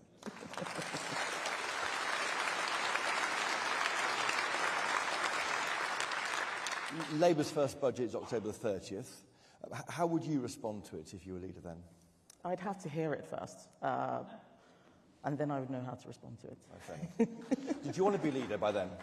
Because that would mean bringing the end of this contest forward. No, I don't think changing the date of the contest looks good. It looks like we're not serious, we make mistakes, we don't know what we're doing. We set that date for a specific purpose, so let's stick to it. The public are tired of us blowing with the wind, someone saying, oh, don't you want to do the budget? And we say, oh, okay, well, maybe we should change it. This is not serious.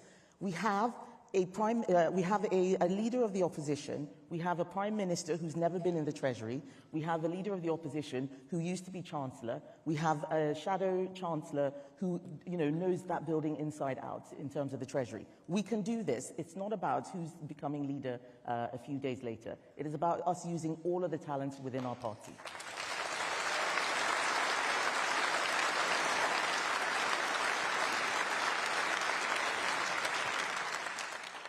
William from Edinburgh, he's worried about building. There's a lot, NIMBY is block building. Your party relies heavily on people who are NIMBYs because they're property owners, they don't want their view being spoiled. How do you get more building? You're obviously the housing secretary, you're shadow housing secretary at the moment, and how do you make it happen? I mean, can you take on these critics of building?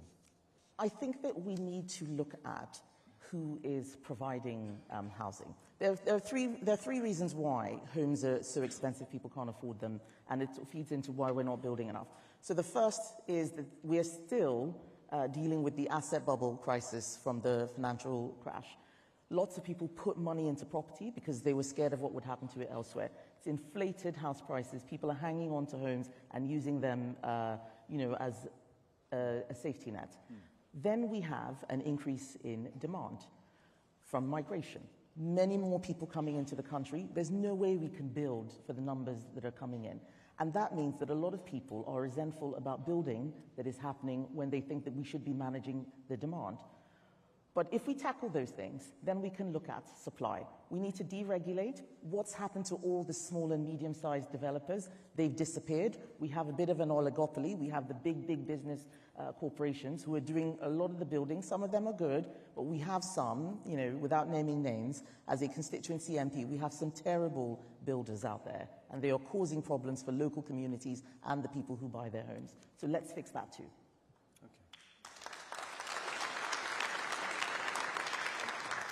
Katie from Sefton says, regardless of who is made the new leader of this party, can you give her the assurance you'll be behind that leader and you'll be working to ensure they are successful. Yes, 100%. I remember there was a lot of disquiet over the last few years, and even as a cabinet minister, where I had disagreements with the leader, I know that being leader is a very, very tough thing. And I don't like to make that person's life tougher, even if I'm thinking, why are you doing this? This is not great. I still know that it is more important for us to present a united front. And the same thing happened even with Liz, that as things were, coming tumbling down, I was trying to make sure that, she wasn't brought down. It didn't work out. And the lowest moment in my political career was when I had to resign under Boris's tenure, because I loved Boris. I thought he was great. He was so optimistic. I supported him throughout all of the nonsense about wallpaper. I didn't agree with the way he was being hounded on Partygate. But it was when we were, as ministers, being asked to go out and say things that were not true that I said, actually, do you know what? I'm going to get off at this stop. We need to show the public that there is integrity in our party. We can't always pick ourselves over what the public know to be right. And there are some candidates who talk about their resignations as if it's the best thing they ever did. My resignation was the saddest moment in my political career.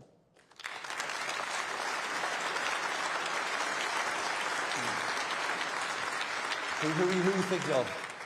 I think, look who else has resigned. I don't need to name names because, we all know. VAT on private schools. Anthony from Richmond says, will you commit to removing VAT on private education? Yes, this is an easy thing. I will remove VAT on private schools if I become Prime Minister.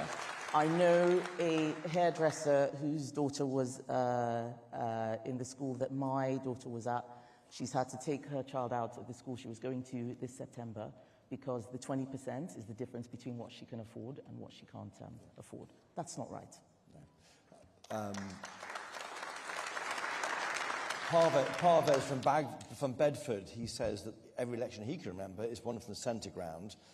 How will you ensure you're in that ground? Because you're kind of right of centre too, aren't you? How can you ensure you're in the middle ground to win the election? Well, it's or not. Do you not need to be? What is the centre ground? If we allow our opponents to occupy a particular place, the centre ground shifts. It's not about the centre ground. It's about the common ground. British people have something.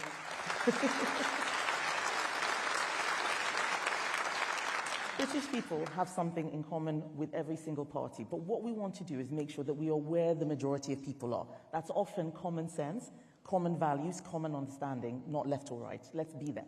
Okay. In the same vein, Carlos from Richmond, he asked, in order to make up for the lost ground at the last election, how will you broaden the Tory party's electoral coalition, particularly appeal to the 18 to 35s? Yes. We need to do something more for younger people. And I had an epiphany about this. I may have told this story to you before. At the Hay Festival, where I spoke on a panel, and these panels, you're the only Conservative there, everybody else is left-wing, and they're booing. It's like question time, basically. Booing at you.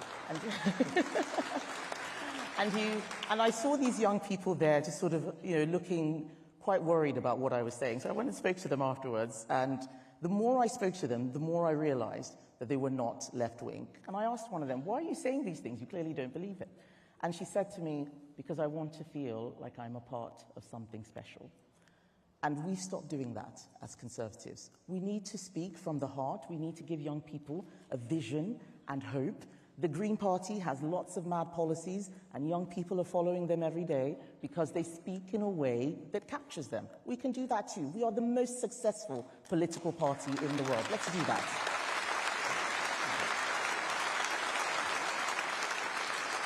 And there's no guarantee you keep going. You have to reinvent yourself, or you risk some parties die out. Exactly. We have always adapted in the face of defeat or crisis. And I believe that the time for a new adaptation has come. It is time for renewal. We need to change our party so that it is fit not just for today, but for the decades to come. Are you in crisis now? I think that we are at a crossroads. We are facing a potential crisis. We have 120 MPs. We have a challenge from the right. People don't know what we stand for. We have one chance really to get this right. Otherwise, it'll be another 5 years of Labour. I think that they are making everything worse. We can't give up and let Labour win.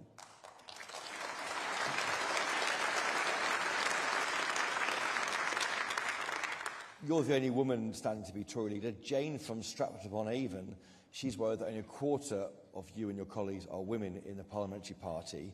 Is it time to think the unthinkable and introduce female-only shortlists for candidate selection going forward? No, it is definitely not and never will be time. We are the Conservative Party. We are not the Labour Party. Labour women need help. Conservative women can do it on our own. We've had 3 female prime ministers.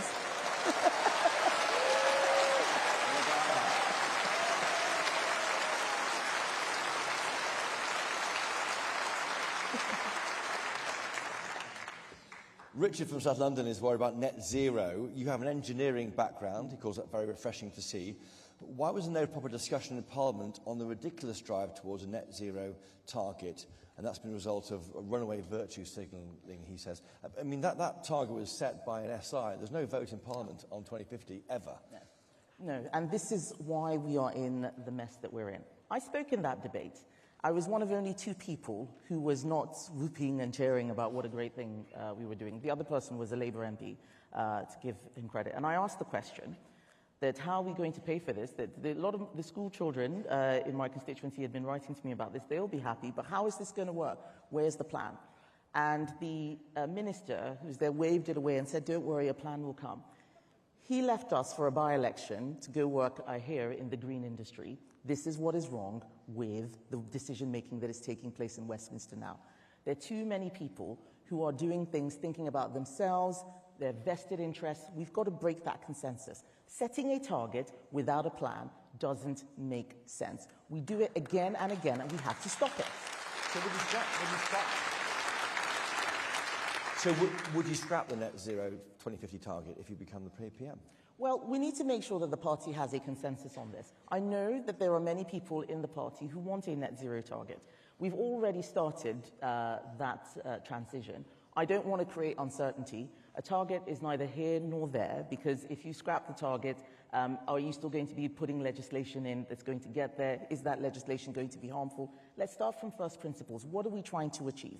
We are Conservatives. Of course we want a better environment. We have been the party of the environment for much longer than anyone else. But we also need to make sure that we do so in a way that doesn't bankrupt our country. There's no point being the first to get to net zero if we're also the first to get bankrupt. Nobody's going to follow us. Let's start with the proper plan. So you might review it. Yes, we might review it. I sat in many of the committee meetings where they started discussing plans for net zero. A lot of those things were not serious. Let's get the private sector in. Let's use technology. Let's talk more about nature. But let's also acknowledge that other countries, like India, like China, have a far bigger impact than we do. So we need to be clear that there are second-order effects. If we pursue this strategy, we have to have other benefits rather than just making sure that we have net zero carbon. Let's fix our cities, let's improve air pollution, let's fix energy security so we're not reliant on dangerous regimes, and then we can have the best of all worlds. Okay.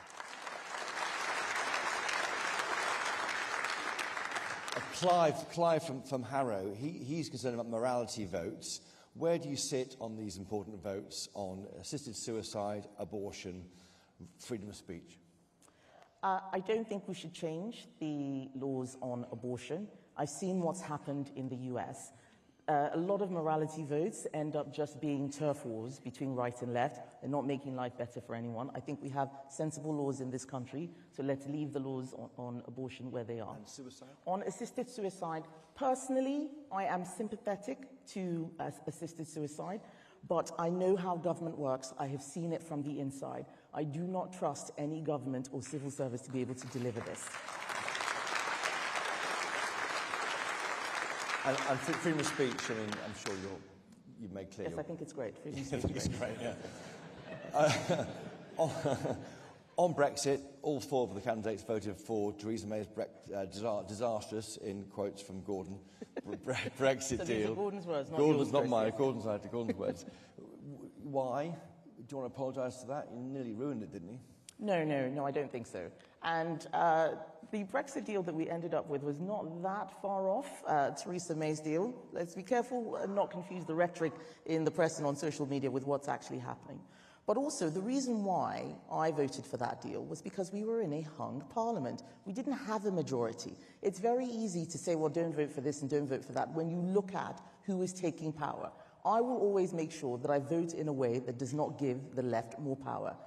At that point, Theresa May was being undermined. I was supporting the Prime Minister because I didn't want to see Jeremy Corbyn becoming Prime Minister in Parliament.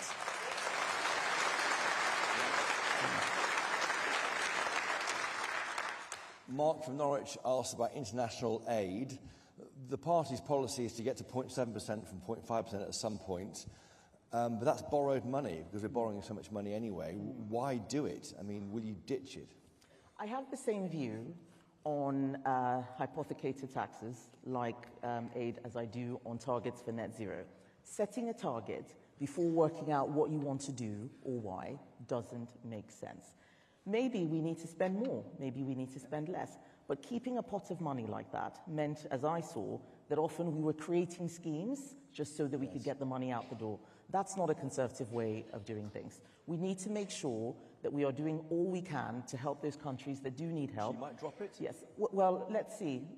I want to know what we're spending the money on first, and I want to know what Labour's going to be doing with that money. I'd be quite worried about that too. Foreign Affairs. William from Scotland he's concerned about Ukraine. He thinks the costs aren't worth it. He's worried young people could be drafted to fight in a war which we have little interest in. Where are you on the Ukraine war? I am fully behind Ukraine.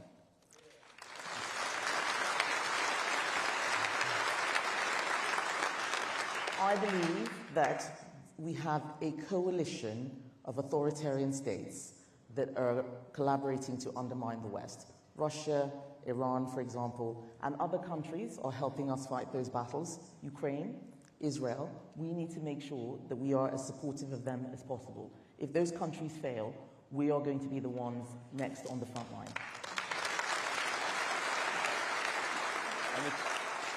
The big debate is about UK-made Storm Shadow missiles. They should be fired into Russia. It might provoke Putin. Yeah, I am personally supportive of that, but I recognise that this is a very challenging question for people who believe that it is an escalation. But we need to make sure that we have a proper strategy. We need to make sure we're not doing this on our own, that we bring our allies along. What happens in the US elections will have a big impact on that. But we also need to look at what we are spending on defence, because that's going to make a difference to Ukraine. I would like us to be in a situation where we can spend more, not unbalanced defence spending cuts, as you said, that's boring. But during the Cold War, when we weren't actually fighting, we were spending 4%. We cannot afford to do that right now, and I think the world is becoming colder than it was then. So 3%, where would you go to? If we can get to 3%, yes, let's do so. I think maybe somewhere around 2.8% in time, but we need to grow our economy. Otherwise, all of these conversations about defence spending are pie in the sky. On the Middle East, Peter from Surrey says, what should your party's position be on the war there, on Israel against Hamas and Hezbollah? What's your position? My position has always been very clear. Israel has a right to defend itself. The UK is an ally of Israel. I stand with Israel. We cannot stand with Hezbollah. We cannot stand with Hamas. We know who the bad guys are. Islamist terrorism is something that should never, ever be appeased. It is extremely dangerous. Israel is at the front line. It is surrounded by a lot of enemies. I think that what they are doing is extraordinary. People said that getting the leader of Hezbollah couldn't be done. People ask Israel to do things like be more targeted so you don't harm civilians. They did that amazing thing with the pagers, and when they did that, they were criticized for it. They're always criticized, so I'm very sympathetic to the Israeli argument. But we mustn't forget the Palestinian people who are not Hamas. They are unfortunately caught in the middle of this terrible war. I think we should do all that we can to help them. I sympathize with them. But I think if Israel can get rid of Hamas, that's also going to be fantastic for the Palestinian people.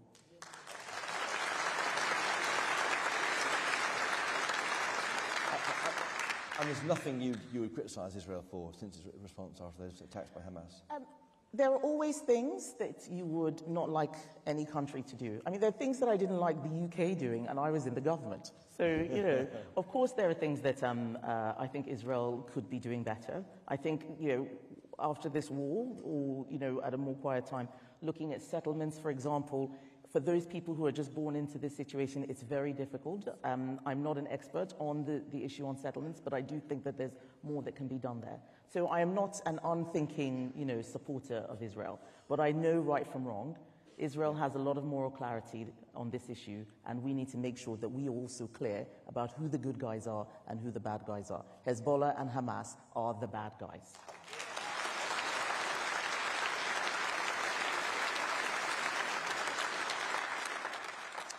Chloe from Brentworth asked about China. Do you view it as a threat, as this government does? What's your policy on China if you become leader, and how will you deal with the infiltration and penetration of the Chinese Communist Party in our country?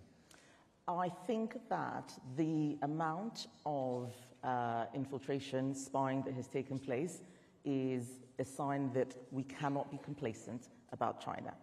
I have shied away from calling China a threat, because I think that if you escalate in language, then you need to be ready to escalate in action. I have tried to do other things as Trade Secretary, supporting Taiwan and making sure that we are giving those people who are our allies our support. But we are very complacent about certainly the economic threat that China is putting on the whole world. When I would go to WTO meetings, everybody was worried about China. Japan was worried about China. India, the USA, Brazil, all of the EU, us. We are not alone in this. What we need to make sure is that we have a resilient economy, that it is not economically coerced by bigger countries. That means being very focused about what we do well, making sure that we are able to manufacture if we are ever in a dangerous position, increasing food security, increasing supply chains. That is how we deal with the threat that is coming from China.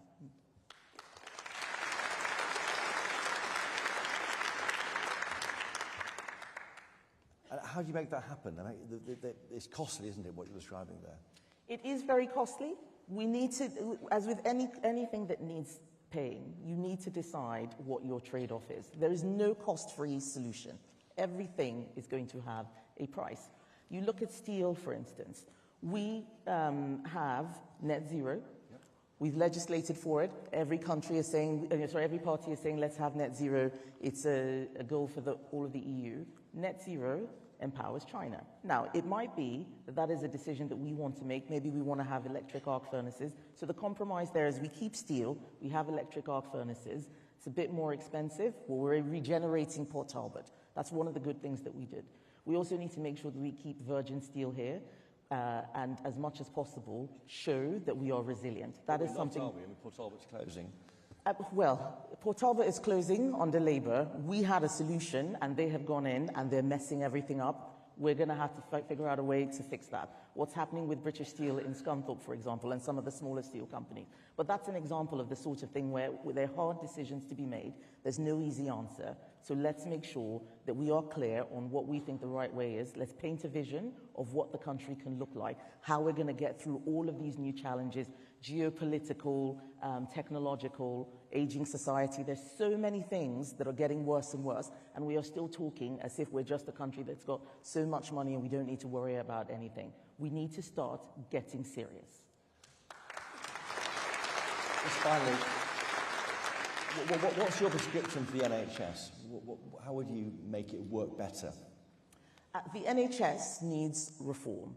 I think it is a 20th century institution that is not working in the 21st century because it was built at a time when the bulk of the population was young and working.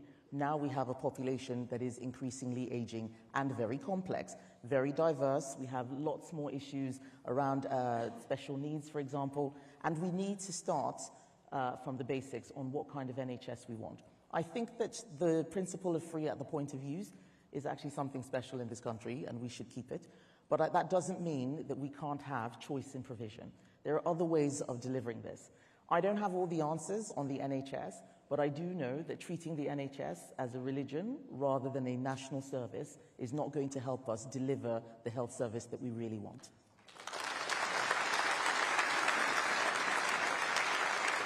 And just finally, a couple of... Finally for the previous This really is fun. A couple of ones here. Jay from Sutton, he's running a campaign for a better deal for British pubs. Would you create fairer taxes for pubs and strengthen protections. He wants to challenge you to a downing contest. Right. I will lose the downing contest. So let's start from there. But I did quite a lot of this when I was in the Treasury as Exchequer Secretary, and we looked at the tax regime across alcohol. This is one of the things that I think is so difficult for businesses. We've got to save the British pubs. You know, this endless onslaught on things that are treasures to most people is too much. Let's do everything we can to save those things that are great about our society. And we all know that pubs are one of the greatest things that this country has. Okay. And very, very finally, S. Mitchell wants to test your DIY skills. Can you mow the lawn in a straight line? No. It's a simple question. Kemi Badenoch, thank you. Thank you, Chris. That's all.